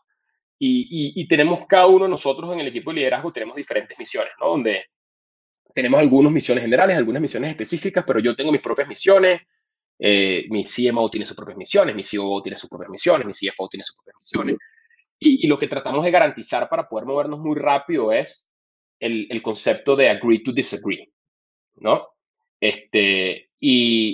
Por ejemplo, si yo estoy teniendo una discusión estamos en un cruce de misiones, yo estoy teniendo una discusión con mi CMO sobre un tema y él se siente mucho más adueñado del tema, él siente que su solución es mejor que la solución que yo estoy planteando en el problem solving, yo prefiero en ese momento echar para atrás y decirle, te sigo, así no esté de acuerdo, y estas son las cosas que me preocupan, pero ya cuando tomo la decisión de seguirte, te sigo a ti.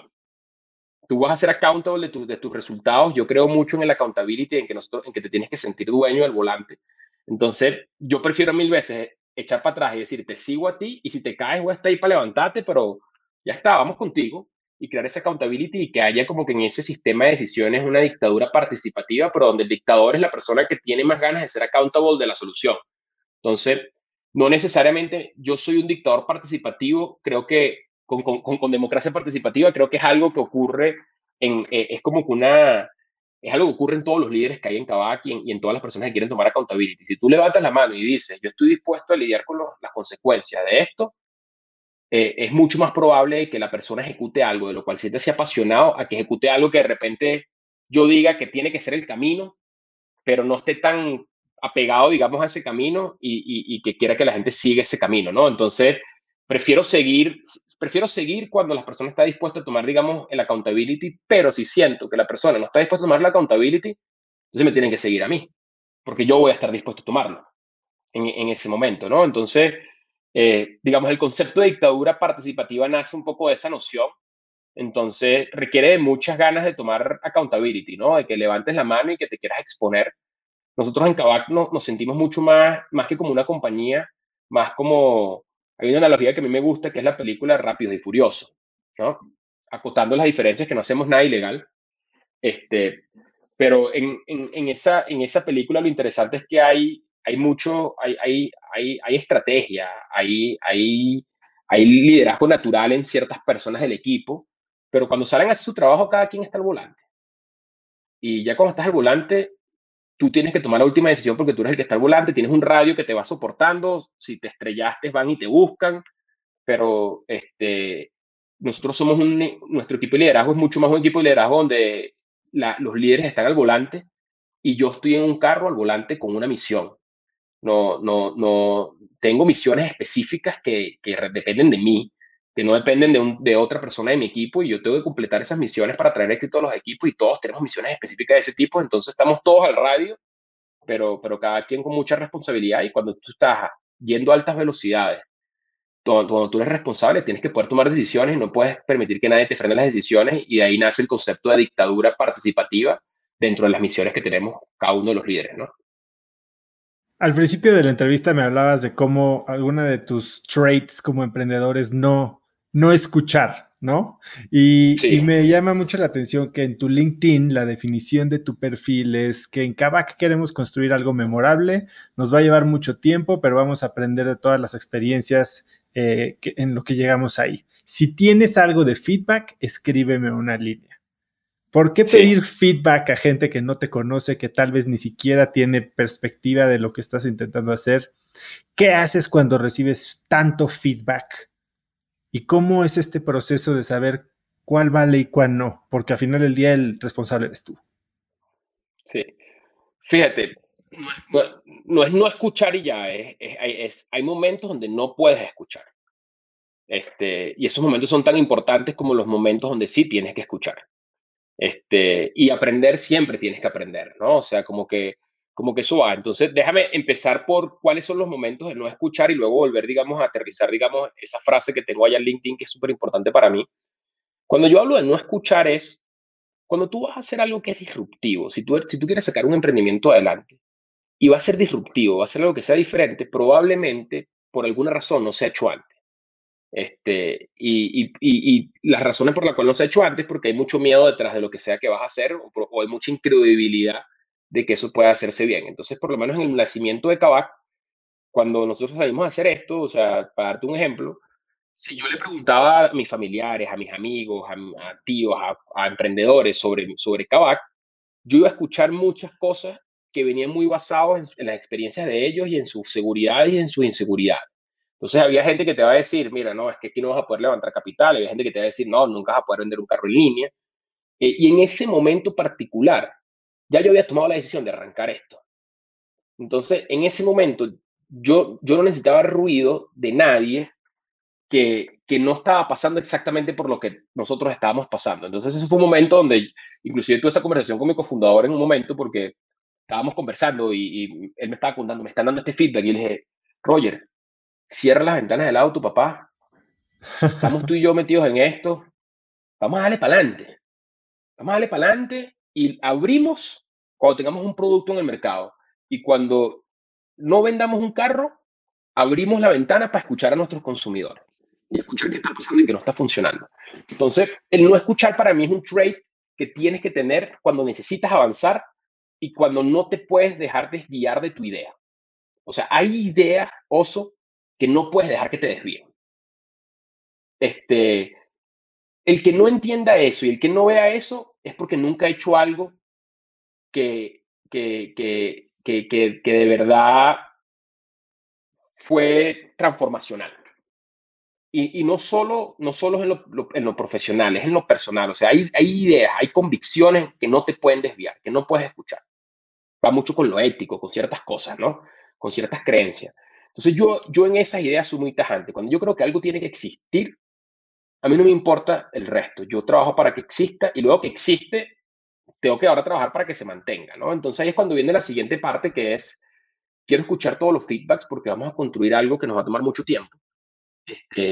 Aprender es fundamental y escuchar a mi equipo cuando las puertas están cerradas del auto también es fundamental. O sea, no es que no ve, no, o sea, nuevamente, es audición, audición participativa, ¿no? O sea, escuchas a quien quiere, pero escuchas a la gente que está contigo viviendo, la que está, digamos, atravesando eso. Y lo que nosotros sabemos es que nuestros clientes están viviendo nuestra experiencia. Entonces, nuestros clientes tenemos que escucharlos muy de cerca porque a través de sus fricciones, a través de sus experiencias, es que aprendemos a ver qué está pasando, ¿no? Y aprendemos a ver qué tan grave es el problema. Y te doy un ejemplo a la pregunta que tú me hiciste de, de cómo filtras las cosas que escuchas y cómo las mejoras, ¿no? Y en Cabafrita nosotros estamos pasando algo muy particular y lo estoy viviendo en los centros, porque estoy operando en los centros en este último mes, he estado metido muy de lleno. eh, y nosotros tenemos lo que yo llamo, o lo que yo llamo no, lo que un comediante americano llama el efecto de Wi-Fi en el avión.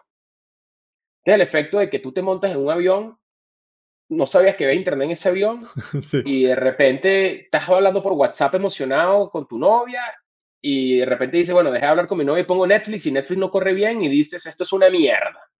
Algo que hace 5 minutos sí, no existía, sí. ahora es la peor experiencia de tu vida y estás volando en un avión y todo está fantástico, pero bueno, como Netflix no está dando la velocidad que tú quieres, ya toda tu experiencia de vuelo, que estás montado en el cielo, en las nubes, volando, se convierte en algo terrible. Eso lo dijo un comediante americano y a mí me hizo mucha resonancia con lo que pasa en Kavak, porque en Kavak es un poco de lo mismo, ¿no? O sea, hoy en día, por ejemplo, nosotros tuvimos ahorita un caso, un cliente, y yo lo atendí, yo estaba en el centro con el cliente, ¿no? O sea, lo primero es que tú puedes comprar un carro en Kavak 100% de tu casa, desde tu sofá, te llega sin problema y haces todo de tu casa. Pero muchos clientes no confían en esa propuesta y dicen, bueno, yo quiero ir a ver este auto y quiero ver que estas personas realmente existen. Y me encuentro con un cliente que estaba ahí y me dice, el tipo estaba sufriendo. Tenía 7 horas en Kavak. Y yo veo, coño, 7 horas en Kavak, obviamente vas a sufrir. O sea, nadie quiere esperar 7 horas por nada, ¿sabes? Y cuando veo y hablo con él, o sea, él estaba como que alterado, hablando con los equipos, o sea, frustrado con su experiencia. Y yo le pregunto, bueno, pero cuéntame qué viniste a hacer. Bueno, vine a vender mi auto y quiero comprar otro, vi que podía comprar otro auto y vi que aparte me lo podían financiar. Ningún otro banco me ofrecía financiamiento, pero vi que ustedes ofrecían financiamiento, entonces quiero hacer todo, pero necesito que me entreguen el auto hoy. Entonces llevo 7 horas esperando que me entreguen el auto. Y coño, el tipo me dice, tú una desgracia de experiencia, Carlos, no te imaginas, entiendo que estás trabajando duro con tu negocio, pero no puedes tratar a los clientes así. No pueden esperar 7 horas por esto.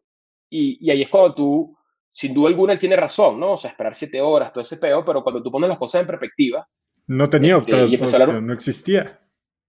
oye, empecé a hablar con el cliente y dije, bueno, pero ¿cuál es la alternativa? O sea, yo le dije, pero uno, tenías una alternativa que era hacerlos de tu casa y hubieses esperado desde la comodidad de tu sofá y no hubieses estado tan estresado aquí, incómodo en nuestras oficinas esperando.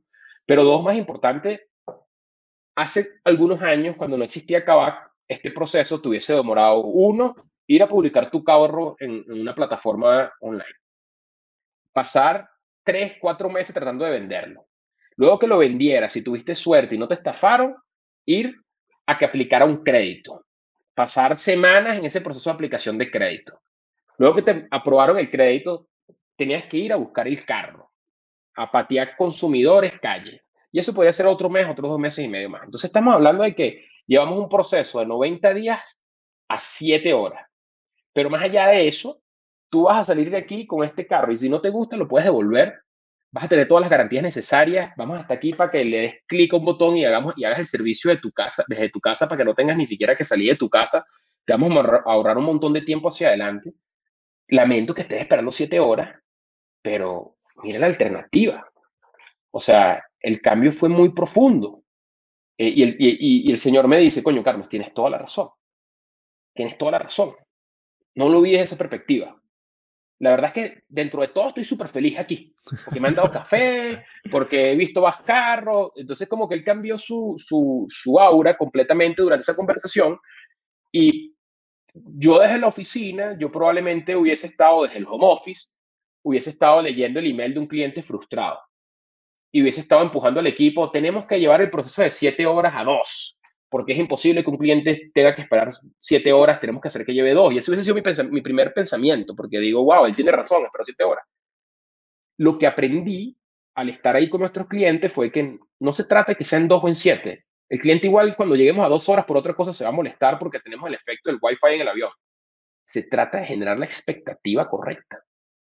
Se trata de explicarle al cliente cómo funciona cuando no es en Kavak. Se trata de decirle al cliente, no tienes que venir para acá si no quieres, pero si quieres vas a tener que esperar 7 horas para hacer todas estas partes del proceso para poder asegurar de que tu proceso salga bien. Y que cuando logras hacer eso bien, los clientes salen felices. Y eso cambió mucho mi dirección dentro de la compañía porque todos los procesos, todas las cosas que estamos haciendo, las estamos adaptando a que antes tenemos 2 años, Oso, no te imaginas sufriendo con este problema, ¿no? Sufriendo con el problema del Wi-Fi en el avión, de que los clientes nos están criticando por cosas que son importantes para ellos, sin duda, y que tenemos que mejorar, y son importantes para nosotros, pero que son cosas menores comparativamente contra la alternativa, y nosotros no estamos haciendo un trabajo lo suficientemente profundo en explicarle al cliente un poco las reglas del juego. y en que ellos entiendan que la experiencia de Kavak la controlamos nosotros y se la vamos a explicar nosotros por el bien de ellos. Porque a ellos les conviene que cuando yo compre su carro haga todos los chequeos, porque luego ellos me van a comprar un carro a mí.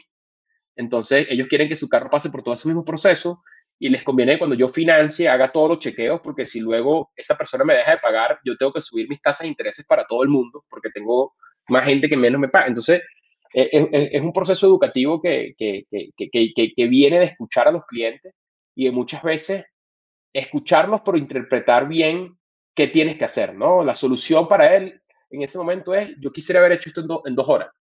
Yo no puedo lograr eso. O sea, yo puedo meterle todos los recursos del mundo y llevarlo a 2 horas, sí, pero sé que cuando lo lleve a 2 horas va a haber otro problema.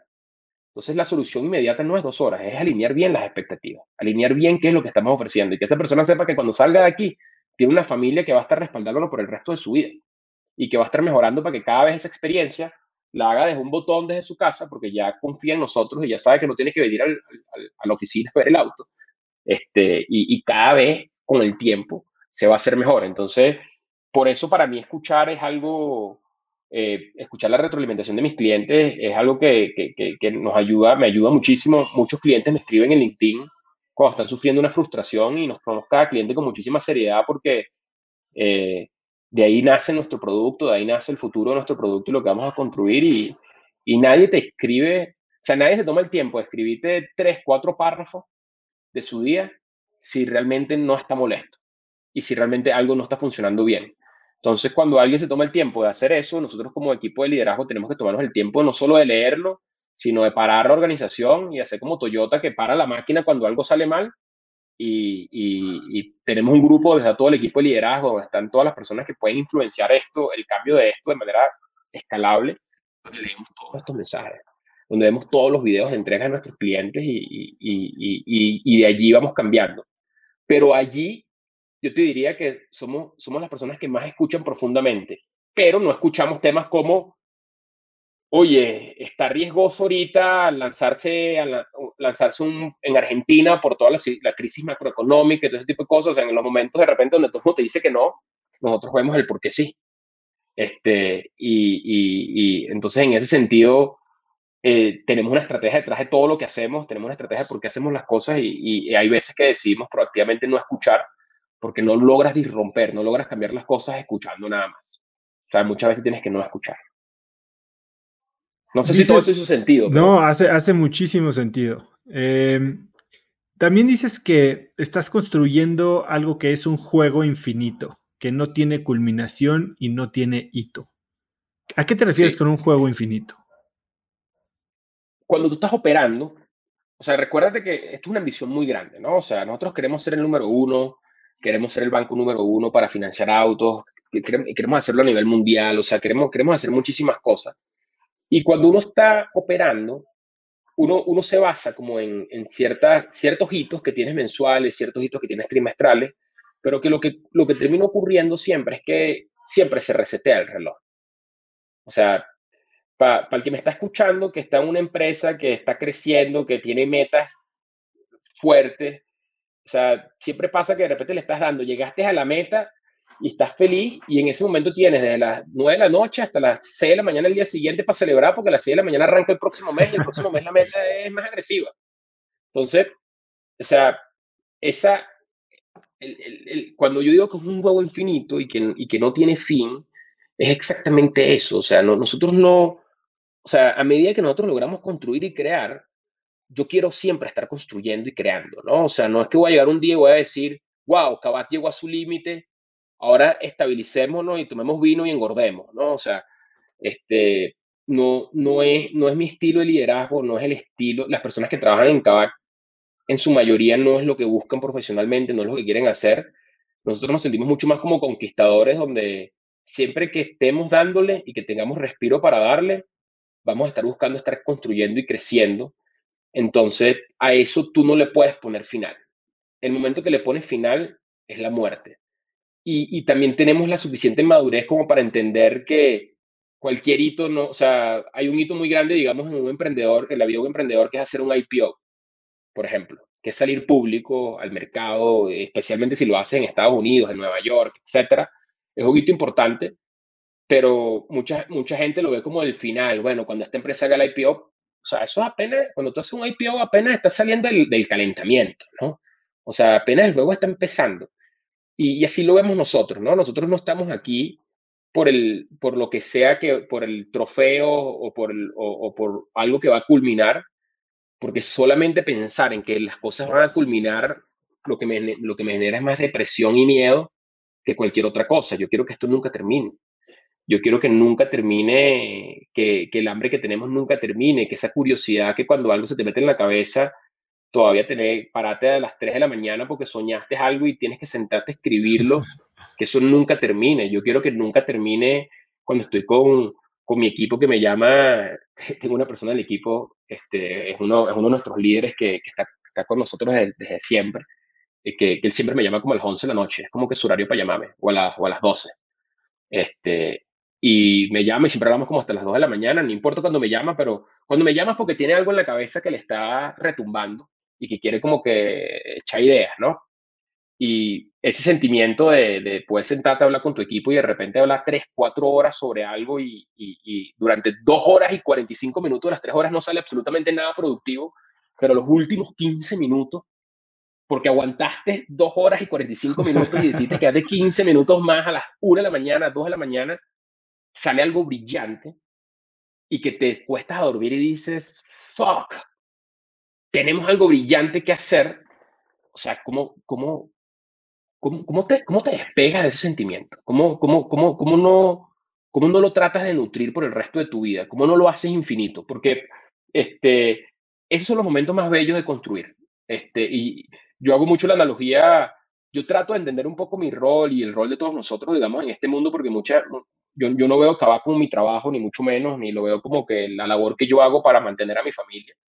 O sea, Kavak es una expresión de arte para muchos de nosotros y siempre como que me imagino un poco la vida de los músicos que de repente están echando música o sea, se quedan y de repente al final sale esa canción o sale esa rima que hace que pegue que salga la canción que quieren.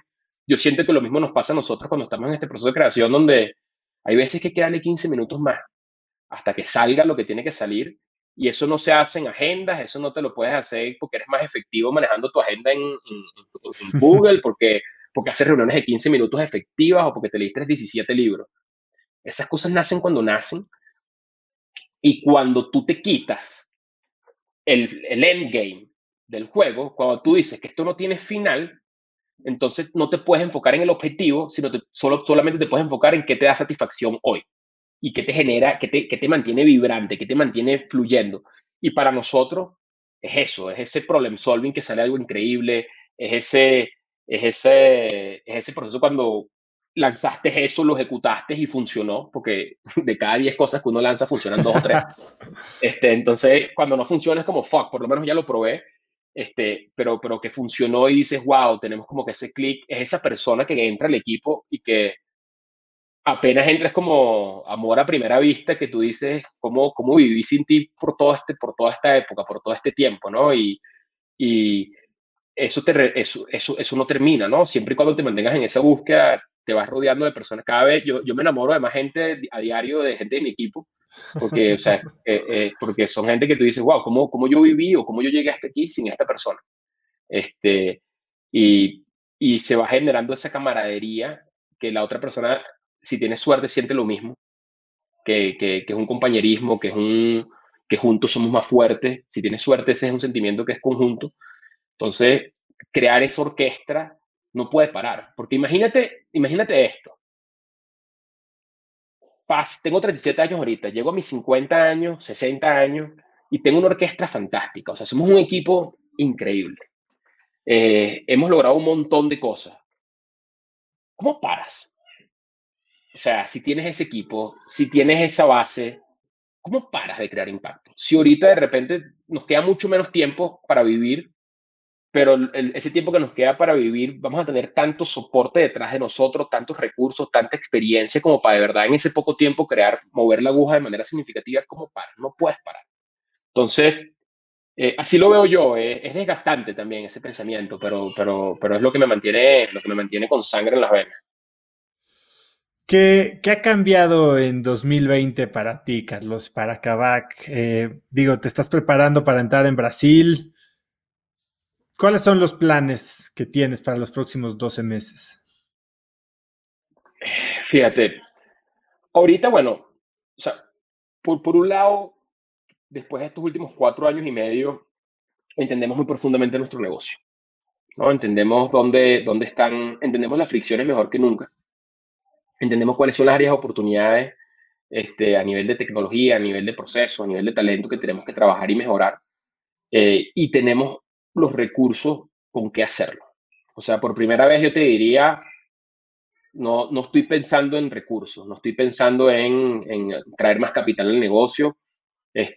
Por primera vez estoy pensando en cómo puedo invertir estos recursos de una manera que sea alucinantemente positiva para los clientes, para la experiencia que estamos tratando de construir, ¿no? Entonces, eso es liberante porque, por un lado, te libera mucho porque no tienes que estar pensando tanto en eso, pero por otro lado tienes mucha presión porque ahora ya no tienes excusa, ¿no? O sea, mucha gente como que cuando mucha gente se apalanca de las excusas, de lo que no tiene. Ahorita yo no tengo cómo decirle al mundo dentro de 2 años que fracasé por X o por Y o por Z. Si dentro de 2 años fracasamos es porque fracasamos nosotros. Entonces, el no tener excusas, este, para mí, para el equipo y el tener todos estos recursos, creo que nos hace más responsable de lo que viene hacia adelante. Y tenemos y pensar de esa manera, yo creo que nos va a cambiar profundamente cómo vamos a operar, ¿no? Entonces creo que es un cambio importante que estamos viviendo. Este, por otro lado, estamos viviendo algo sumamente surreal. Yo te diría, el anuncio del unicornio es lo menos surreal de todo lo que estamos viviendo porque, o sea, no hay nada como está operando para que te conviertas de un unicornio en un pony, apenas te caen a gritos los primeros 3 clientes y te das cuenta que tienes que mejorar muchísimas cosas aún. Entonces, ahí estamos muy aterrizados en la realidad como operadores, pero estamos viendo algo muy, muy, muy, muy, muy interesante, que es que ahorita el talento quiere venir a trabajar con nosotros. Estamos viendo como gente brillante nos está escribiendo a decir, quiero ser parte de eso. Y ni siquiera saben profundamente qué es esto, pero saben que es un roller, que es un ride que va hacia arriba que probablemente como profesionales somos todos unos afortunados porque el tamaño del problema y el mercado es más grande que nosotros como seres humanos. Entonces el nada más ser parte de eso es un privilegio. Y creo que hay gente viendo eso y gente que está dispuesto a venirse simplemente porque entiende que esto nos supera todo y quiere estar en la guerra, quiere estar en ese proceso de construcción, y eso es algo que no habíamos vivido con esta intensidad antes. Entonces eso está divino, y eso nos va a permitir construir un equipo increíble hacia adelante. Entonces esas dos cosas están pasando. Y estratégicamente con esas dos cosas, o sea, con el tener, perdón, tres cosas, con el tener claro el producto más profundamente que nunca, con tener los recursos que necesitamos y no tener excusas detrás para no lograrlo, sumado a que hay talento que se quiere sumar con nosotros, digamos, a esta misión, estamos creciendo nuestra ambición de manera radical en los próximos 18 meses, ¿no? Entonces, para que tengas una idea, ¿no? O sea, nosotros pasamos a estar en una pandemia que estamos viviendo ahorita a tener nuestro peor mes histórico, este, o sea, caímos profundamente a hoy en día estar 3 veces más grandes de lo que éramos pre-pandemia, este, porque nos pusimos proactivamente a darle. En 3 meses reclutamos más personas de lo que hemos reclutado en toda nuestra historia. Reclutamos 2 veces más personas de lo que hemos reclutado en toda nuestra historia. Abrimos Guadalajara, Monterrey y Puebla.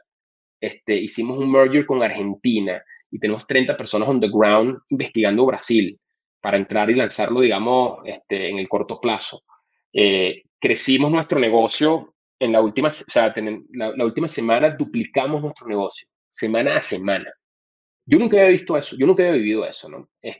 Y hoy en día, digamos, los próximos 18 meses, los próximos 12 meses, justamente es capitalizar ese producto que ya tenemos, que sabemos cómo funciona, y poder llevarlo a más mercados, a más personas, a que más personas puedan probar nuestro producto, puedan experimentarlo y nosotros aprender de cómo somos operando multicity, multipaíses, y ver qué tenemos que mejorar para poder operar bajo ese degree de complejidad. Entonces estamos súper curiosos de ver si podemos llevar nuestra propuesta de valor con la misma experiencia del cliente en un mundo un poco más complejo, y estamos trabajando tecnológicamente en lograr eso.